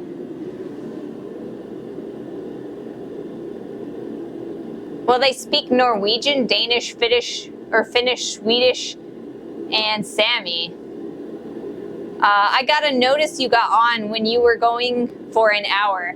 Yeah, I do. I kind of feel like my, or like Twitch's notices, like it always tells me that it puts out like 52 or 54 messages, and that's actually about half of my community. So it's not even my whole community that gets notified. And I kind of feel like those who are notified, a lot of times it's really, really late. Like an hour in, sometimes it doesn't notify them until I'm already gone. And I just kind of, I try really hard to like my Discord has notifications. So if you want to join my Discord, I have a bot that will notify you every time I log in, and that immediately fires off when I hit live. So yeah. I kind of feel like that's probably part of what's happening is a lot of people aren't getting notified immediately when I come on. So less people are here in the beginning of the streams. I am a stupid farmer, so I know little about a little bit about a lot of things. Can I make my bot post to other Discords? I can. There is a. So I can't make my bot post to other Discords, but other Discords can kind of connect to my bot. There is a function within Discord that allows you to set a channel, like a notification channel, as a slave. So it's basically anytime my announcement channel announces that I'm live, your channel would also announce. So it's kind of like a, it's kind of like, what is it? When you can set your, or on a website like Facebook, they have like a TT or a TSS feed. I think that's what they call it. So it's very similar to that. You know Yankee and I know Johnson. They both have channels to promote yourself. I could do that. I'm really bad about Discord. I really need to actually start utilizing Discord more to advertise myself. And I do. I'm in like 3 or 4 Discords now that are, you know, maker and crafting streaming related Discords. And a lot of them do have announcement channels for, you know, self-promotion. And I need to actually get myself to go in there and actually start announcing when I'm streaming live. I think that might help my channel a little bit, but there's also a part of me that's like, I don't feel like I almost feel selfish doing that, you know? So it's just kind of something I need to get over, like a hurdle. Kiri has a stream others. Oh, streams other than Kiri's stream channel. Yeah, I should do that. I really need to like self-promote, and I'm really, really bad about it. I kind of do my own promotion in my own channels, but I don't really like go and network in a lot of other places, and I really need to start doing that. I think that would help the channel grow and the community grow a lot. So yes, I should do that. Thank you for the suggestion, guys. All right, let's do another heat real fast. We've got plenty of time.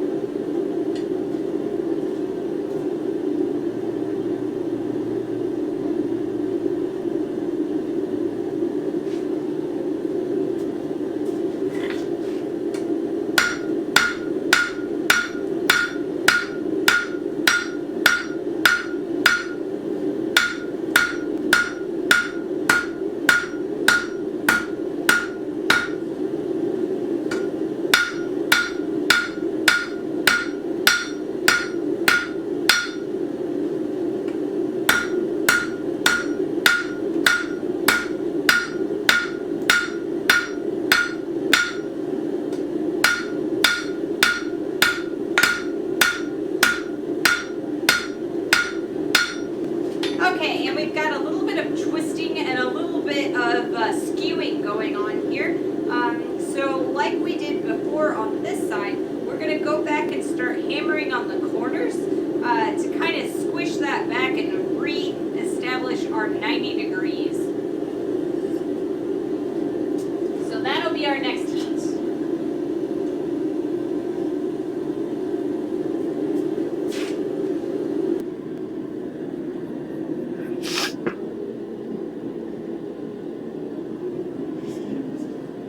So yeah, I don't know. Like when I first started this channel, it's like I didn't really do any self-promotion because I just like, I wasn't sure I wanted people to watch me. I was a little bit embarrassed, and because I'm a little bit rusty when it comes to blacksmithing, and I was never like an expert to begin with. So I kind of feel like I have a lot of imposter syndrome when it comes to blacksmithing and, you know, stage presence and all that. So But I mean, we're getting a big enough community that I really need to start doing that. So I just need to get out of my head and just do it.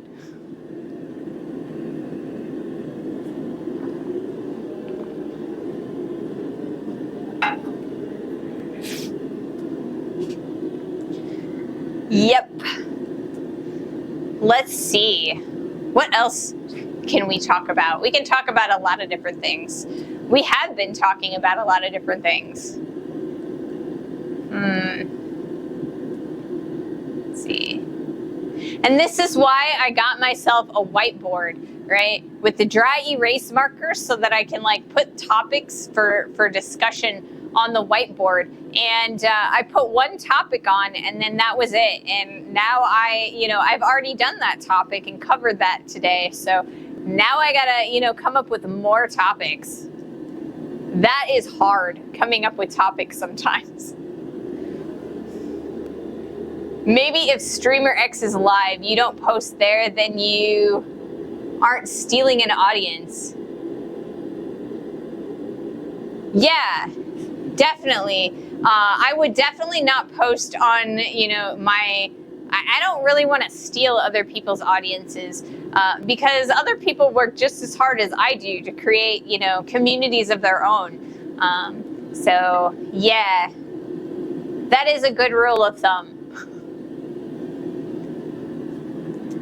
So, but yeah, I have several things that like I've been trying recently to kind of make things function a little bit more smoothly, and I feel like it's gotten a lot easier to be here and to stream, and I feel like the opening credits and the outro that I made have really taken a lot of stress off of me, because when I hit live or like go live, before I had the intro, I was always stressing about like what was going on, what could you guys see, and now that I have the intro screen, I can kind of breathe. And I can make sure that I go live on time, even if I have a few things that I need to continue or like keep working on. Like, if my sound isn't quite up to snuff, or if I don't have my cameras quite ready, I can start the intro screen and then, I'm live and you guys can, see and start showing up on your time. But I don't have to stress it for the first couple minutes, and that has taken such a load off of me. And I think the outro has really helped out because then I can also like thank you guys for your subscriptions and your support and everything, and I think that has helped quite a lot. Politics are much less common to be allowed in the US than over here, and I understand why, but it is always a topic to talk about, and yes, argue about, of course. Well, part of the reason I don't allow politics in my channel is because, well, in the last decade, politics has been an incredibly volatile topic within the United States. The political climate is very divisive right now, and I want to keep the community free of that. There's just so much of it everywhere else. I want to keep a space where people can just kind of relax and not worry about the politics and like who's doing what. There are certain topics that I feel like should not be political, and those topics may come up, but I tend not to do topics that are, terribly volatile, because I don't want to promote arguments and anger and malice in the community. So that is why I tend not to talk about topics like politics or religion, because a lot of people are very passionate about those topics, and I totally understand that people can be passionate and that they should be passionate. I would like to keep things, chill in our chats. Yep. So yeah, it's just like, there are very heated debates going on in the American politics right now. So I just want to steer clear of that a little bit. Okay, let's do another heat.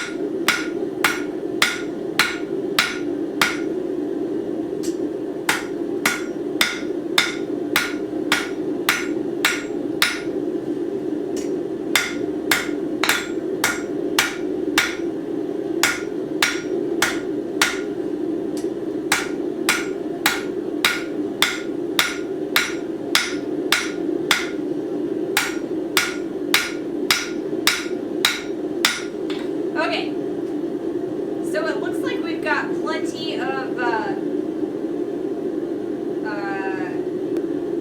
we've drawn down a lot on this end, but there's a big chunk in the middle that is really still thick.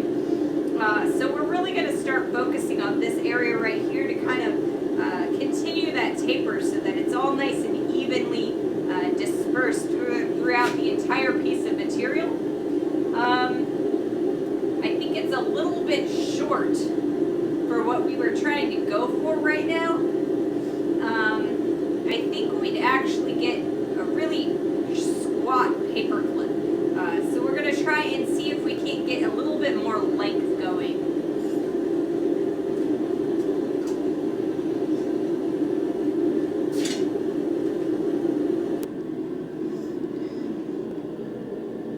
Not only in the U.S., we had federal elections here last weekend. Yeah, I saw on TikTok that the German government had just recently had elections. I felt like they were also a little bit heated, but maybe not as heated as American or U.S. elections. So, like I said, it's okay to talk about like generalized like stuff, but more specific things I would rather steer clear of.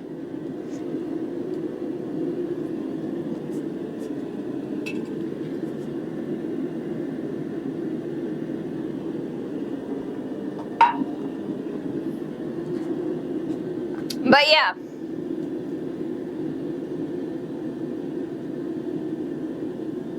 I do think there are a lot of different Twitch channels that tend not to allow politics and religion to be discussed. So I think it's relatively common, at least for US channels. Let's see. So this weekend, it's supposed to get a little bit colder here. Right now it's like in the 70s. So it's starting to get really hot in here with the forge going full blast like it is. It's probably 80 or 90 degrees in here, or at least in this like little area where the forge is. I do have a door wide open over here that is giving me a cross draft and a lot of nice ventilation. But I am almost to the point where I'm going to want to turn on my shop fan. I have a large industrial fan that I can turn on when it gets really, really hot. But I'm not entirely sure how much noise that's going to add. I'm hoping that it's not terrible, but it is going to be essential when things start getting really hot this summer. Things get really hot, or like the area gets really, really hot. We get up to 95, 100 degrees sometimes in my area. So if I'm going to have the forge on, I'm going to need that industrial fan. So I'm hoping that it's not too bad.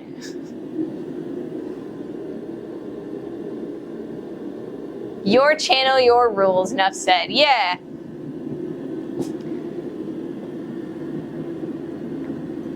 I try to be relatively open about most topics. So just, I have a couple lines and that's all. But yeah, I'm really hoping that when it gets hot, I can stay cool. I might need to get more than one fan. We'll see. But there will be times when I'll probably open up the garage door. I thought about doing it today, but it's so bright outside, I was afraid that I'd be a little bit too backlit. So I think sometime this spring, I think my partner is going to take some vacation time, and it would be really awesome if we could kind of like rearrange the shop so that my back isn't to the garage door and maybe it's to the other side. I've got some more, interesting areas that I can, have as a backdrop. We could add some shelves and things, and make it a little bit nicer to look at than the back garage door. Does your streaming PC have an NVIDIA card? I don't know if it has an NVIDIA card or not. I stole it from my partner. So I don't know if it's AMD or if it's NVIDIA. If I lift this, does it say? It's a ThinkPad, so I'm not sure. It says there's an Intel processor, but it doesn't say what the graphics card is. Yep, and I'll be doing outdoor forges as well.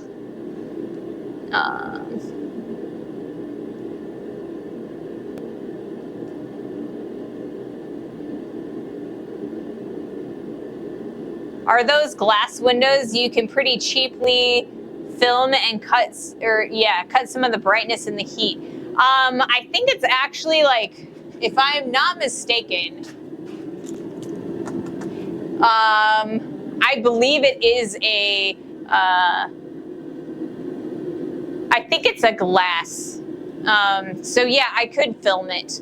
I'd have to clean them quite a bit though. ThinkPads are usually business oriented. I don't think they will beefy graphics cards. Also not have NVIDIA I guess it could just. So, okay, so I know that this PC does have a graphics card because I know that I've played Elder Scrolls Online on it. And that actually needs a pretty beefy graphics card.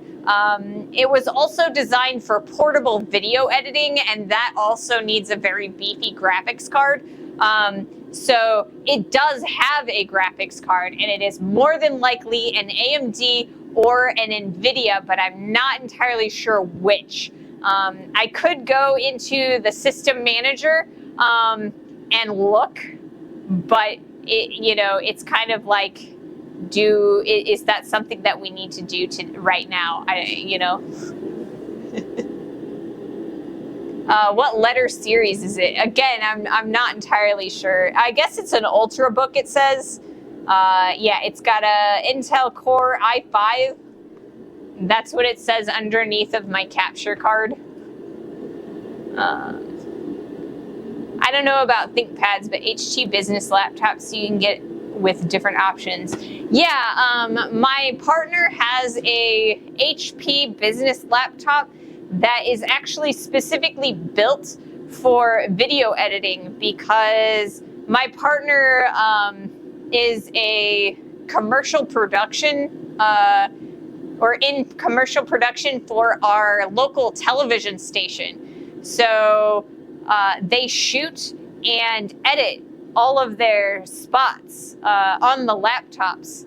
And so it's got a really, really beefy graphics card in it. And I think the Toshiba does as well. I just, I don't know exactly which one it has. Sounds like a ZBook. It might be. Like I said, I'm not entirely sure. So why are we interested in the graphics card? Is there like a specific thing that I should be able to do that you guys would like to see? The L's are a bit low, the T's are business, and W's are workhorses. Yeah, I mean, I'm not entirely sure. I don't know. This one might actually be... Is this one the touch screen? I don't remember if this one's a touch screen. My partner had a touchscreen laptop, and then I'm not sure if this one is also touchscreen. I guess I could like see. No, it is not a touchscreen. But yeah, is there something that I should be able to do that I am not doing that I might be able to do with a graphics card? Yeah, I'm not entirely sure why graphics card. NVIDIA has a program that can improve your voice quality. Oh, okay. Interesting.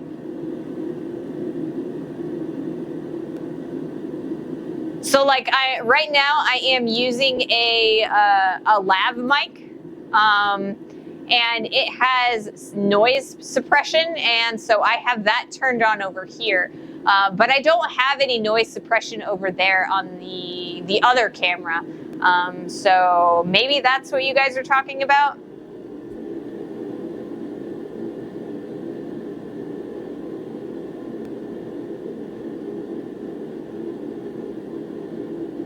I don't know, but I'm a tech nerd, so I like thinking or talking about tech stuff. Oh, that makes sense. Yeah. Like I said, I am not the tech person in our household. My partner is. So like all of this setup that we have here is basically my partner got a hold of it and kind of told me how to plug it all in. And so for me, instead of like, I don't know anything about the technology. All I know is that the star block goes in the star hole and the square block goes in the square hole. So I'm a little bit technologically stupid when it comes to this stuff. Anytime I have a tech question, I always ask. And I don't buy my own computers. Me neither. Never tried it. Is it voice attack? Maybe. I kind of feel like I would have to open the application. I don't know if the application is downloaded on the laptop. I know I have it on my desktop PC, but it is harder to get my desktop out here because I use it in the house.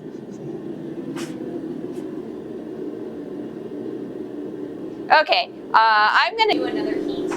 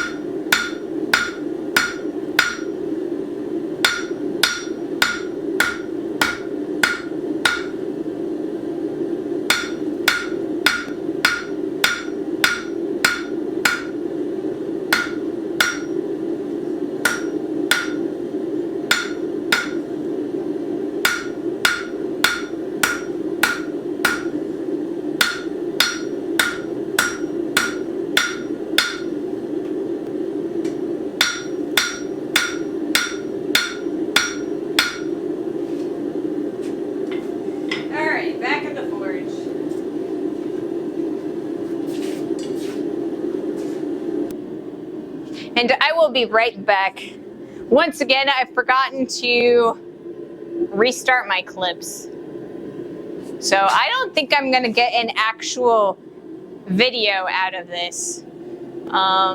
Yeah, a VOD. But that's all right. The longer the deep dive, the more spiteful it is, right?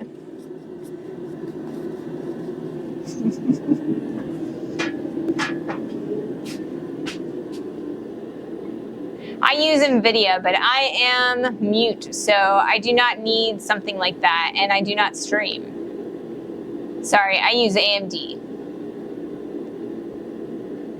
So yeah, my computer, my desktop has, I think it's NVIDIA. It's kind of a mid-tier NVIDIA, but it plays MMOs like beautifully. But I mean, most of the MMOs that most people play nowadays are about 20 years old, 15, 20 years old. So it's like, they do eventually like up their specs slowly, but they're all still playing on, or, you know, using really old game engines. So I've never had any issues playing on ultra settings on any MMOs. But like I said, I'm not entirely sure with the Toshiba here. I do know that it was playing Elder Scrolls Online about 3 years ago at mid settings. So it has a graphics card, but probably not an amazing one.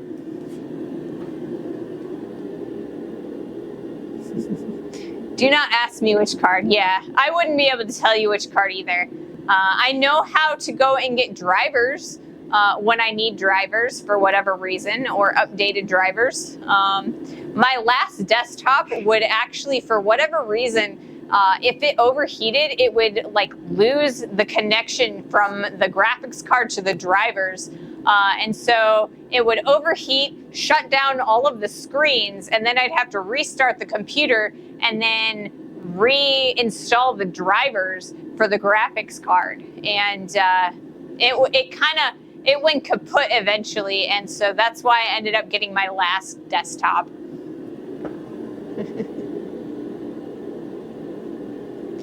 No, this one's actually a Toshiba ThinkPad. It's like old, or I mean, it's got like the old school, like little red dot in the center where you can actually use it as a mouse pad or a tracker pad. And I mean, it is, I guess it is a Lenovo. So maybe the Lenovo bought Toshiba, because it's both. It says Lenovo on the back, but it also says Toshiba, like ThinkPad, and Toshiba used to own ThinkPad, so I guess I'm not entirely sure. Yeah, the red pointer is a giveaway.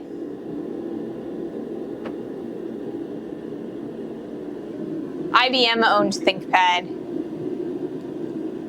Yeah, yeah.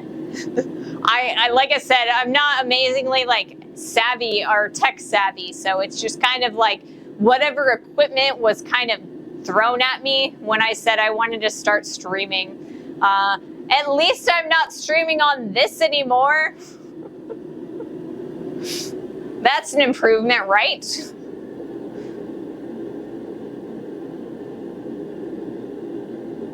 Maybe someone slapped a random Toshiba on it. I don't know. Like, I swore, like, you know, back when I was a kid, Toshiba owned ThinkPads. So, I don't know. I guess I must be wrong. Like I said, I'm really, like, I'm really kind of tech stupid.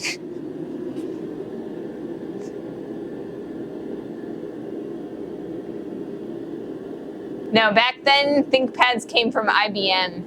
Okay, well, I believe you. I like I said, I don't know much about it. Like, the only ThinkPads that I ever knew were, like, there was this one library that my mom used to take me to when I was a kid, and it was, like, an hour away from our town, but they had these, like, technology think tank, like, events for children. And they had ThinkPads, and that was the only time I got to play with them beyond this guy. So, yeah. Up until you said Toshiba, all the other things scream Lenovo.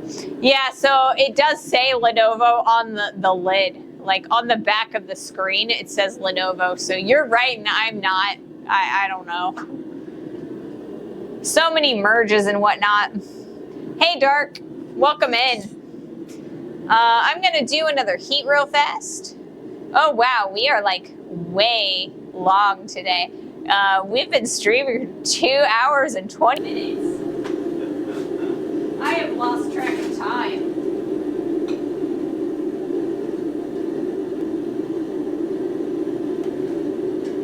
I kind of feel like we've actually done more chatting than we have forging today. But that's all right.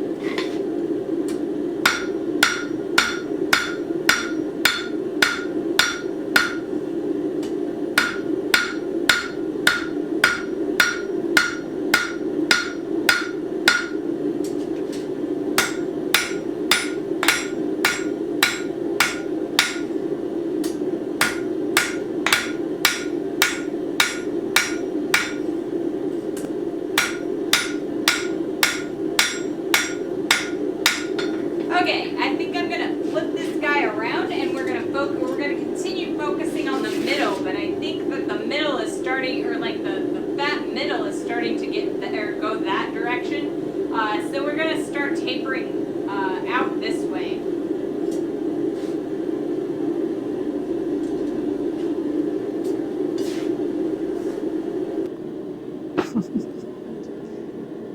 Chatting viewers, the blessing and the curse. You are young. When I was a little kid, there were no real laptops. Like, I am pretty young, to be quite honest. Well, I guess in the grand scheme of things. I turned 20, or not 20. I wish I turned 29 this year. No, I turned 39 this year. So yeah, I'm relatively young. For my audience, at least according to YouTube's metrics. I looked at my metrics the other day on YouTube, and it looks like most of my viewers are between 45 and up, and male.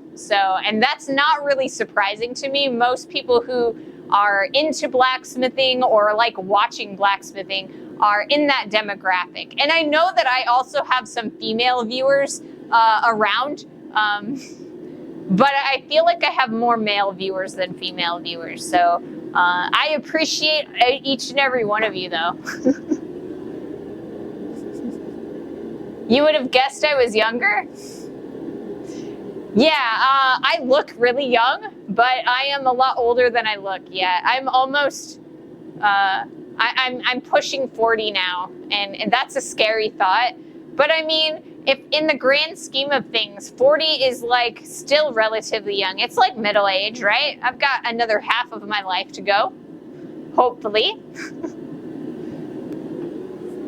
I am 44, yeah. So, like, I guess when I mentioned the laptops that were at the library, that was my mom was actually taking my siblings. I have 2 siblings, and they're a lot younger than me. I have one sibling who is 7.5 years younger than me, and my other sibling is 10.5 years younger than me. So I kind of had 2 childhoods, right? I had my own childhood, and then I kind of had their childhood vicariously. So a lot of things that I remember a lot of things from my own childhood, but I also have a lot of memories from theirs. So sometimes all of that gets a little bit jumbled up in my brain. I am 75 and female. I love people who are interested in my work, whether they're male, female, young, old. I love you all. I enjoy talking to you. It's so much fun. And I would like to have a bigger female audience, because I mean, I am a female myself, so yeah. When I was young, we were not even home computers. The first computer I coded was the size of a decent room and less powerful than a Commodore 64. Well, I can imagine. I mean, even when I was a kid, it was like really Like when I was a really young kid, it was really difficult to get a home computer. Most of the computers when I was really little that we had access to were like ones from school.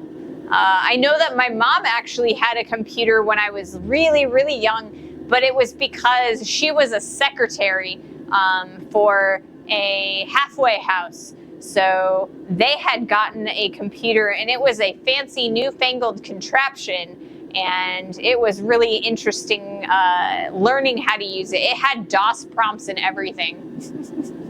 But I mean, I can also imagine, or like, I know that like before then they were even more primitive. The technological jump in my lifetime alone has been incredible.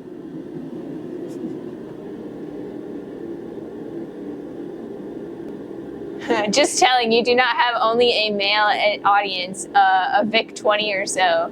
DOS, that's freaking modern. DOS is pretty modern in the grand scheme of things, yeah. And I am so grateful to have, females and males in my audience. I like talking to you all.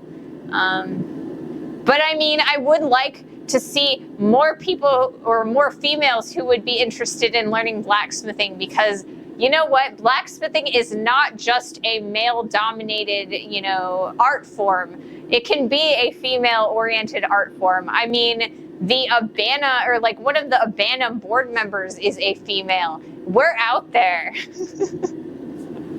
We are out there, female blacksmiths. I also have another friend, or a few friends who are female blacksmiths. We're out there. I just haven't quite gotten as many on my YouTube feed yet, but I will get there.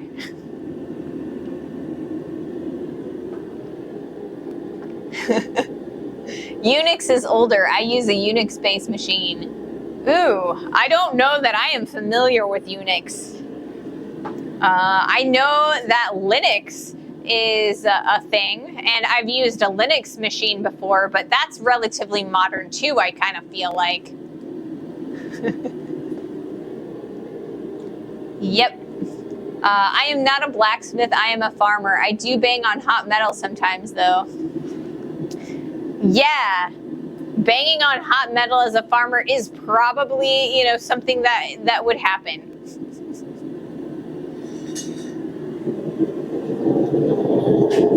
All right, I'm gonna do another heat real fast. It helps when you change the camera, right?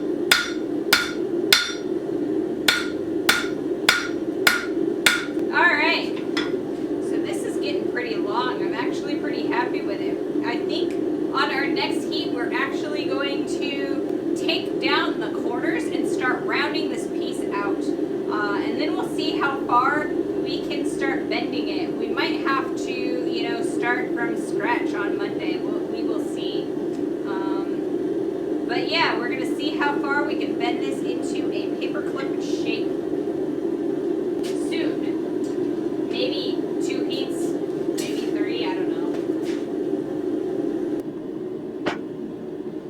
Cool. Yeah, so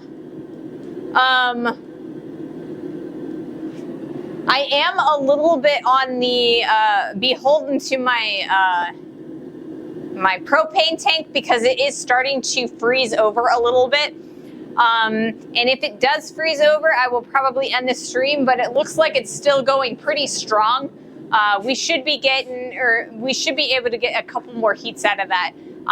Like I said, we are going to start rounding out our material. So that should take maybe two, maybe 3 heats, because we got to do one side and then the other side. And then from there, we're going to start bending it out. And so Once we're finished with that, I will raid off. But I think we've got a good 20 to 30 minutes of material left, I think. Heat and bang metal, exactly. Propane. One of these days I will upgrade to the 100-pound tank, and then we won't have this problem nearly as often. But like I said, it's kind of like, do I, want to bother my partner to help me every time, I change it? But eventually I will get to a point where I am strong enough to do it myself. I used to be able to lift 127 pounds and carry it all over the place without any issue. Now I can lift 127 pounds, like I can lift the anvil, but it leaves me absolutely exhausted. So once I get a little bit more stamina, I should be good to go on getting a bigger tank. There's something crawling on my right arm. It might just be my bra strap. Is it gone now? Yeah. One of these days, they're gonna invent like a bra that like will have, it won't fall down off of your shoulder. But yeah, or, just start embedding magnets in people's shoulders, and then, you put a magnet on the bra strap and it attaches to the embedded magnet in your arm, and then they'll never fall down again. It's always happening to me, but I don't normally think about it because I usually have my sweatshirt on and then nobody can see it. But now that it's getting warmer, I'm gonna have to pay attention. So maybe I will get different styles so that I don't have to worry about it. You can use a dual tank setup with a Y splitter and a switching valve. Yes, I do have, or like I have heard of those before. But the reason I don't have one myself is because back when I built my first forge, it was very difficult to find hookups at the time. So, because I made my first forge like 10-15 years ago, something like that. And so things like that weren't quite as common as they are now. It's definitely something I should look into, though. Or at least in this area.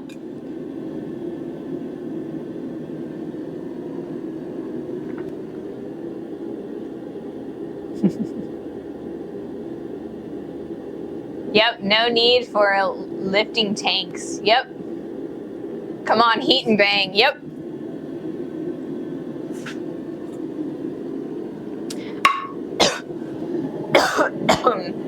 Excuse me. All right, so it looks like we've got plenty of heat for our next course of hammering, and plenty of time too. So we'll do that real fast.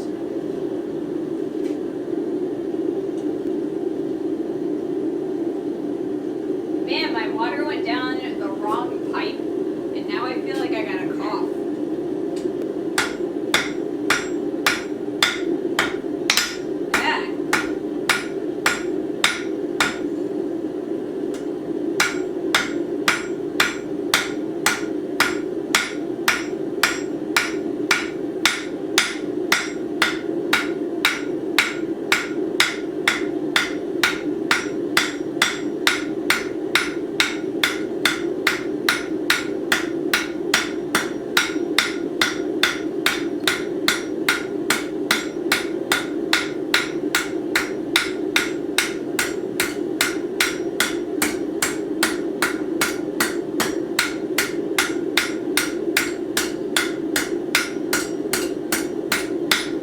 Okay, so we've got about this far rounded out pretty nicely.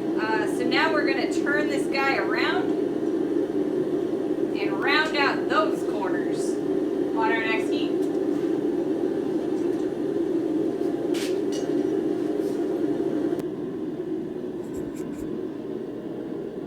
A former colleague had a small magnet implanted in his fingertips so he could feel oscillating electrical fields.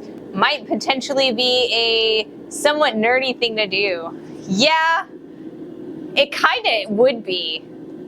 I could see why it would be useful to certain people, but it's also relatively, it could be relatively dangerous, depending on like your immune system.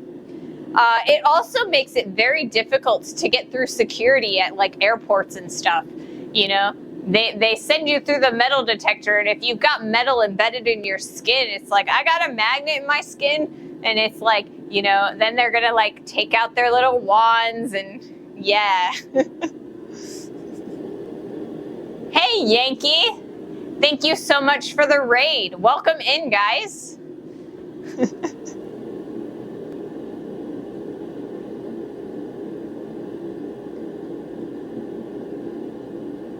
For the detectors, it's probably small. I don't know, because like, I always have like tiny shavings of metal in the bottom of my pockets, and every time I go to the airport, they always stop me and have to pat me down because I'm always setting off of their stupid detectors. Welcome in. Hey. Yes, we are making a paperclip, and it is a little bit on the spiteful side because, I mean, it was my first negative comment that kind of made this project possible. Welcome in. Hello. But you cannot get an MRI. You definitely couldn't get an MRI. That would be a problem. If you had a magnet embedded in you.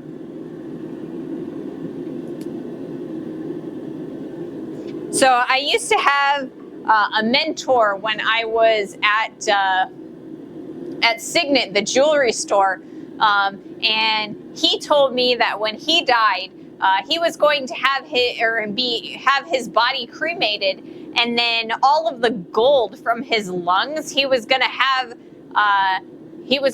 the cremationist give it to his family to pay for all of the costs of his funeral.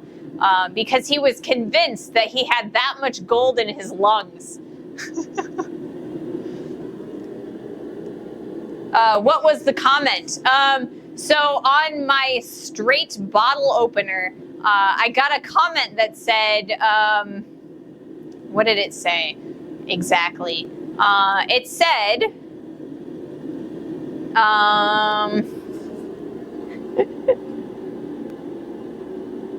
yeah. What did it say?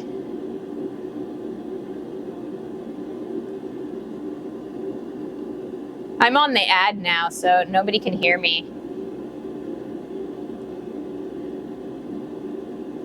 So let's go to the YouTube and see if I can't find it.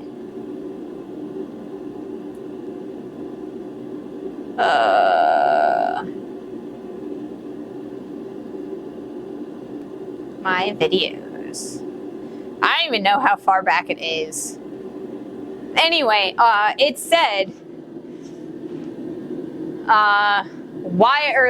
something to the effect of what's going to be next, a deep dive on a paperclip.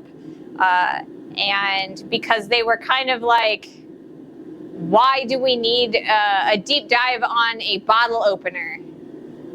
And so I took that negative comment and I decided that that would actually be a really good project for us. So we decided to do that, and today is the day. We are making a paperclip. I doubt that much gold should end up in your lungs. It's too heavy to create light dust.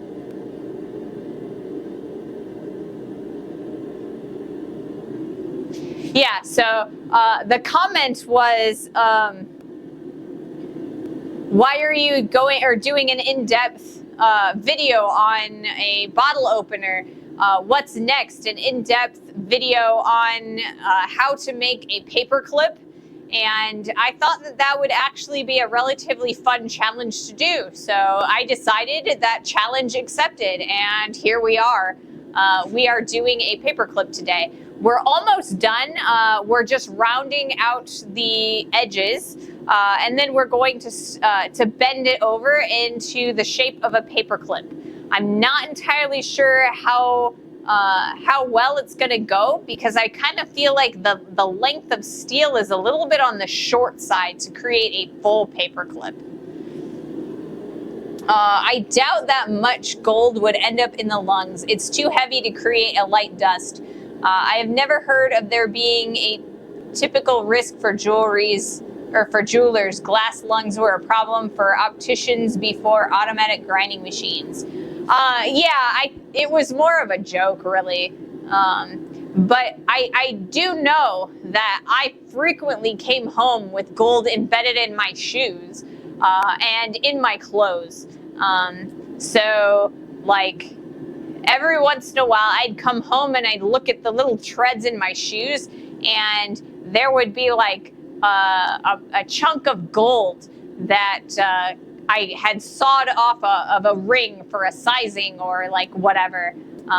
So that is a concern. And there is a reason that there are people who actually go through the streets of gold, like the gold streets in New York, where there's like the streets are lined with jewelry stores. They'll go there and they'll actually prospect the sidewalk because so much gold comes off of the clothing of jewelers. So while the lung thing was a joke, it's not entirely a joke. All right, so we're gonna do another heat, and we're gonna continue rounding out our paperclip.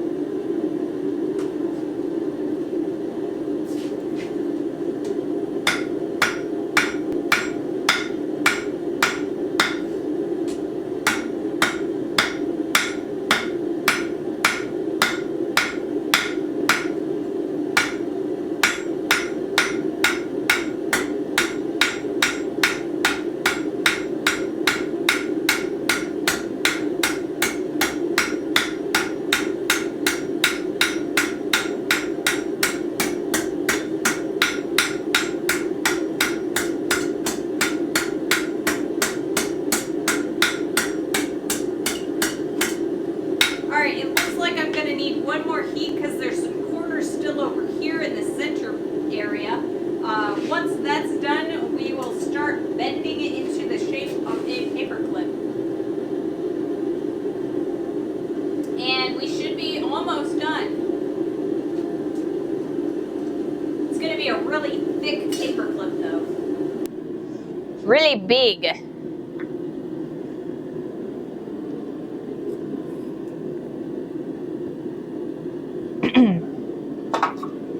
I'm running out of water. I think this summer I'm definitely going to have to get a bigger container of water. That way I don't get too dehydrated while we are streaming. Because it's very, very important to keep hydrated as a blacksmith. Or you could get kidney stones, and I definitely don't want another kidney stone. It's like once you get them, they never go away. You'll just start developing them. So the best way to get rid of them and keep them away is to stay hydrated.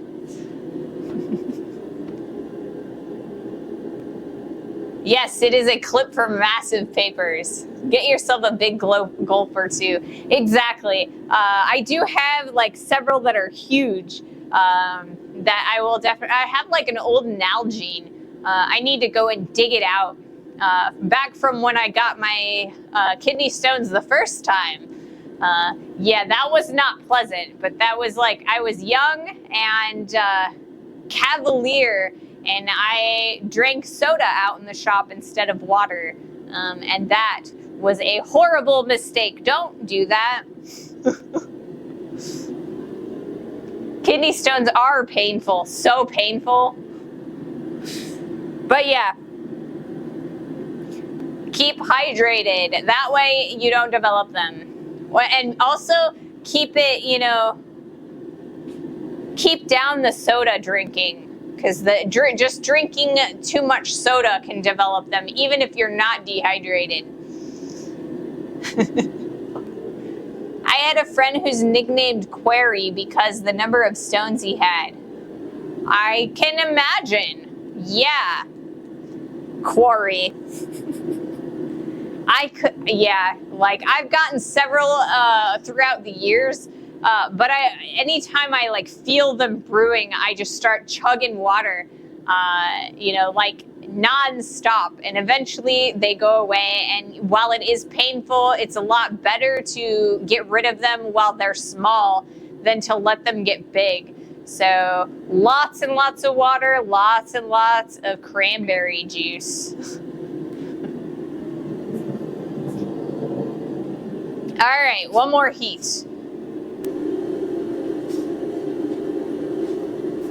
Well, more than one more heat. But we're getting close.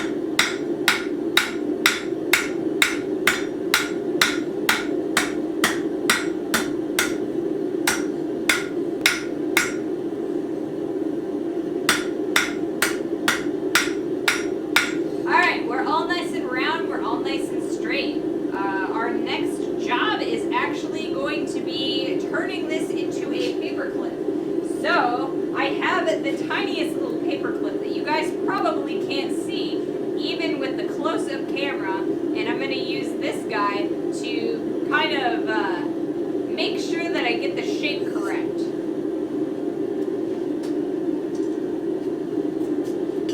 So a couple more heats, and we will be done. Just got to shape it.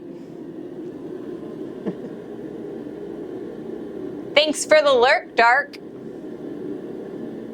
I have decided at some point that calories should be eaten, not drunk. Exactly. And they really should. Water is probably the best drink that you can, drink. Because it's the natural drink. It's what we're supposed to drink. Tiny Town 21, thank you so much for that follow.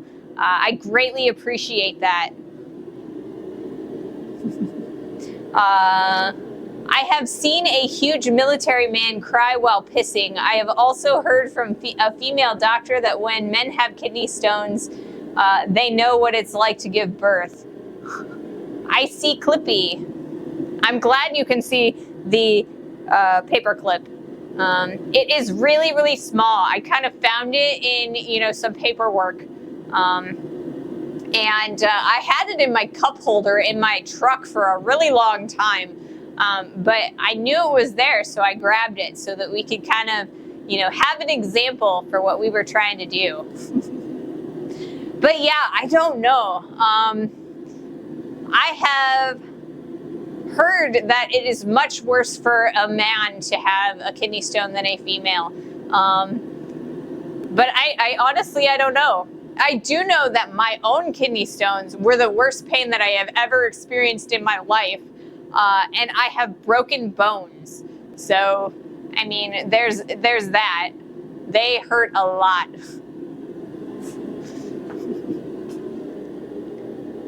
Clippy, remember Clippy, the word help? I do remember the word helper. He had the eyeballs, like the googly eyes, and he jumped in the corner of Microsoft Word, and he's like, how can I help you?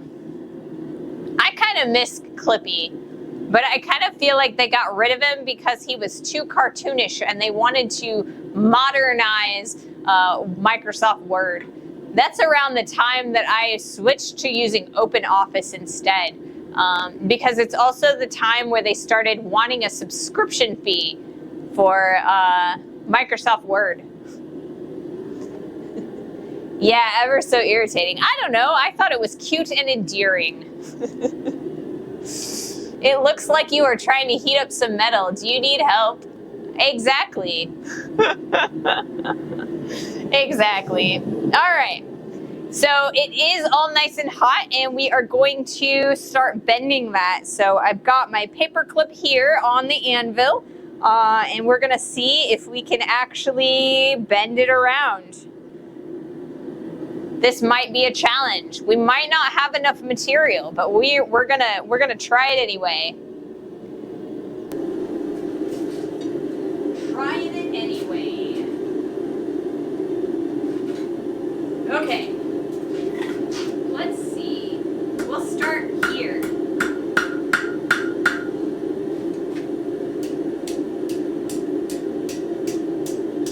There's a nice bend, right? Maybe bring it down that way. Push this up.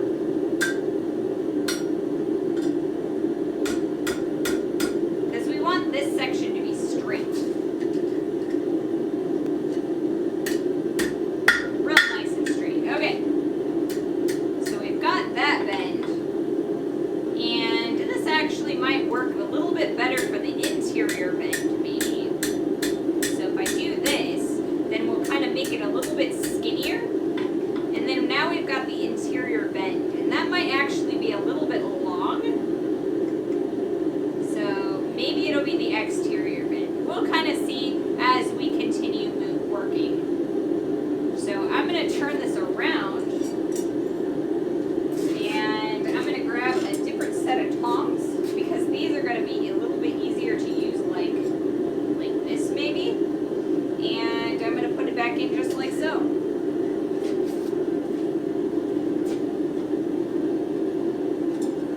We're going to bend the other side now.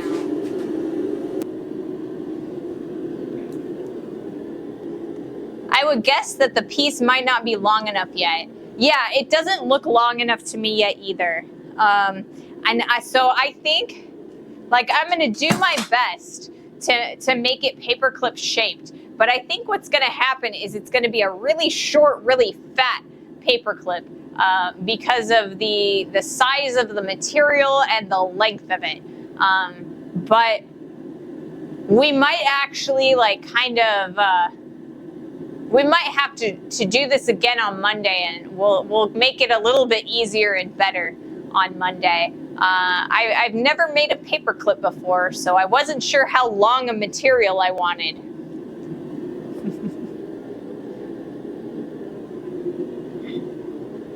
There was this evil parody back then. Someone starts typing, "It's all over, there is no sense anymore," and Clippy comes up saying, "It looks like you plan to kill yourself. Do you want to?" That, yeah, I could totally see that as a parody, like YouTube or Vines. I don't know what was around back then. I know YouTube has been around for quite some time, longer than 11 years, but I feel like the longest or like the oldest videos, they always say like 11 years or 10 years.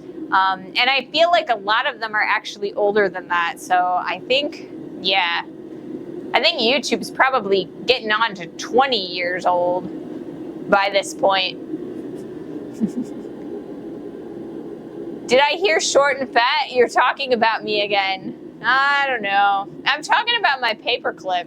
I'm trying not to be mean, you know? All right, because it's really skinny material, it's not taking very long to heat, so we should be able to do another. It was just a picture and probably more than 20 years old. Yeah, it sounds like it was more than 20 years old. Straight up. Alright, let's pull this out of here. And we are gonna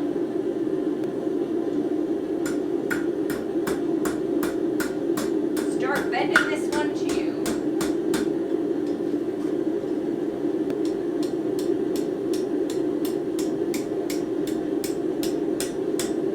Okay.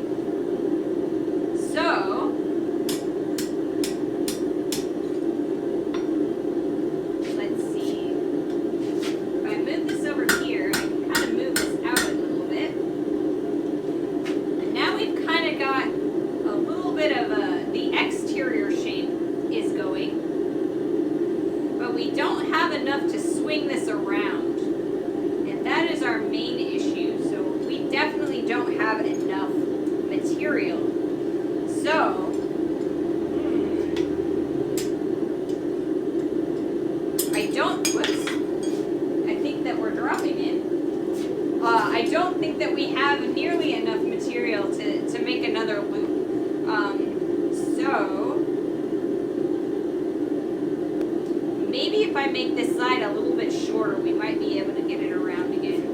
I will try one more heat and we'll see what I can do there. And then from there we'll probably raid off. Because it's starting to get a little bit late. And I do actually have things to do tonight. So.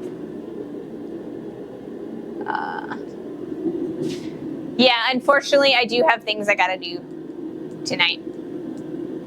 So, I will post the VOD, but I don't think that I'm gonna get a minute or like a shortened, condensed version of this video because I got really distracted today and I didn't flip my clips like I should have. We got really into talking, and maybe in the future, I think that I need to set myself a timer so that I remember to flip my clips. I think that if I could set myself a timer on my phone and then it'll vibrate on me and then I'll remember to flip my clips. So that is probably the solution there.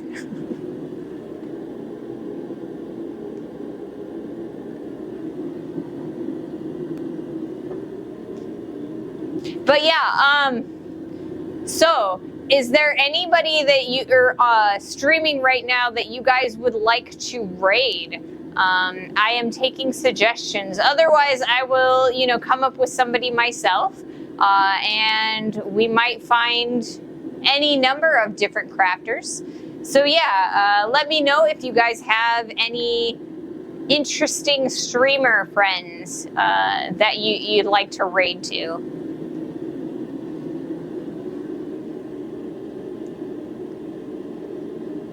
Play in the Mud is streaming. Play in the Mud is a great person to raid. I love pottery. It is one of those things that I really, really loved when I learned it, but I can only have so many expensive hobbies, and clay didn't make the cut this time around. Okay.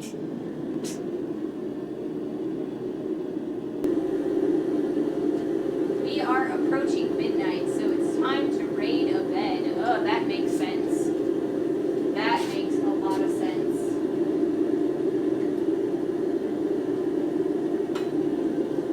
Okay.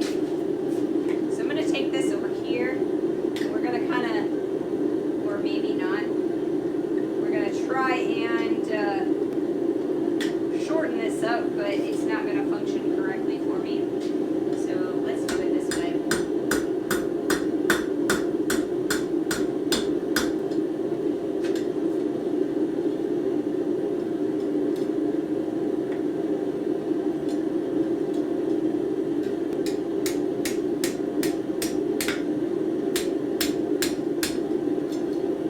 Well, we've got a knot. That's not terrible, right?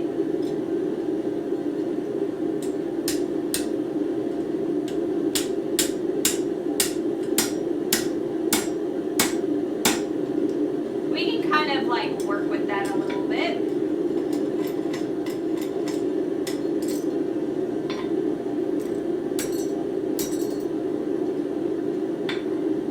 But yeah, so if we move this guy out, we can kind of shrink him a little bit. And then if we move that guy in, we can kind of shrink him a little bit, and we'll actually get the shape of a paperclip. But I think I need to do a little bit of I think that I'm not going to be able to do that today because I think that I'm going to need to make a jig to do that. So, yeah. Maybe I'll do one more heat and see what we can manage, but it's not looking great today. You shortly had a steel pretzel. I did have a steel pretzel for a little while. I I feel like doing knots is really, really fun with steel. I've done square knots before. Those are really fun. But I've done other sorts of knots as well. But yeah, I think a little bit longer piece would behoove us for our paperclip. So maybe we'll do another one on Monday. Maybe we won't. It's kind of if we feel like it, maybe. I might do another paperclip if I can't get a hold of my bottle jack in time. We might do another paperclip on Monday. How's that sound, guys? Because I still gotta get my I still have to get my bottle jack in so that I can fix my press. And since our new set of tongs is our next project, if I can't get that bottle jack in here in time, maybe we'll do another paperclip, another stream of that, and then from there we will do a set of tongs.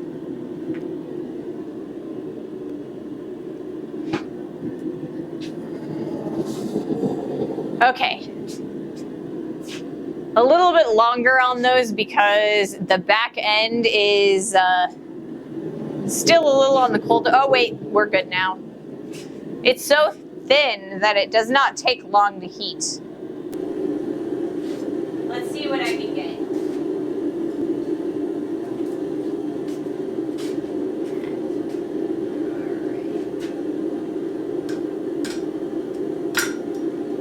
And I'm probably not going to be able to get much. Let's see, where do I even need to hold it? Probably right here. There we go.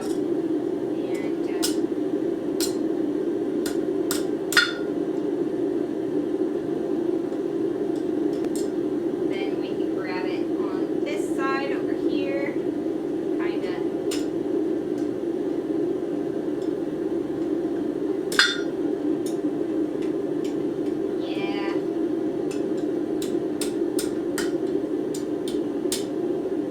Yeah, we're kind of going to make a little pretzel, it looks like. We'll try this again on Monday if I can't get my bottle jack. If not, you know, we had a little bit of fun. So that is where I'm going to leave our paperclip for the moment. Like I said, if I can't get a hold of my bottle jack, we'll try this one more time. I'm willing to give it a second try. But if we do, I'll probably start the tongs project because that one's going to take quite a bit of time and I'd like to get a head start on that. So thank you all for joining me. I think we're going to raid Play in the Mud. Have a wonderful evening. Let's see.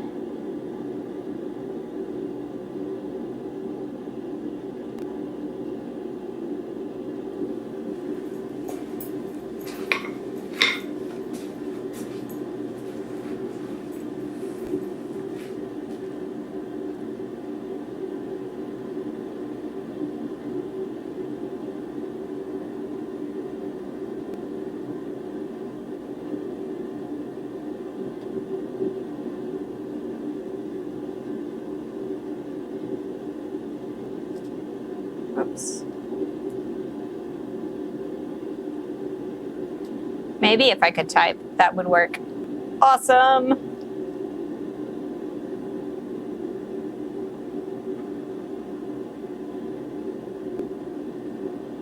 Thank you guys. Have a great weekend.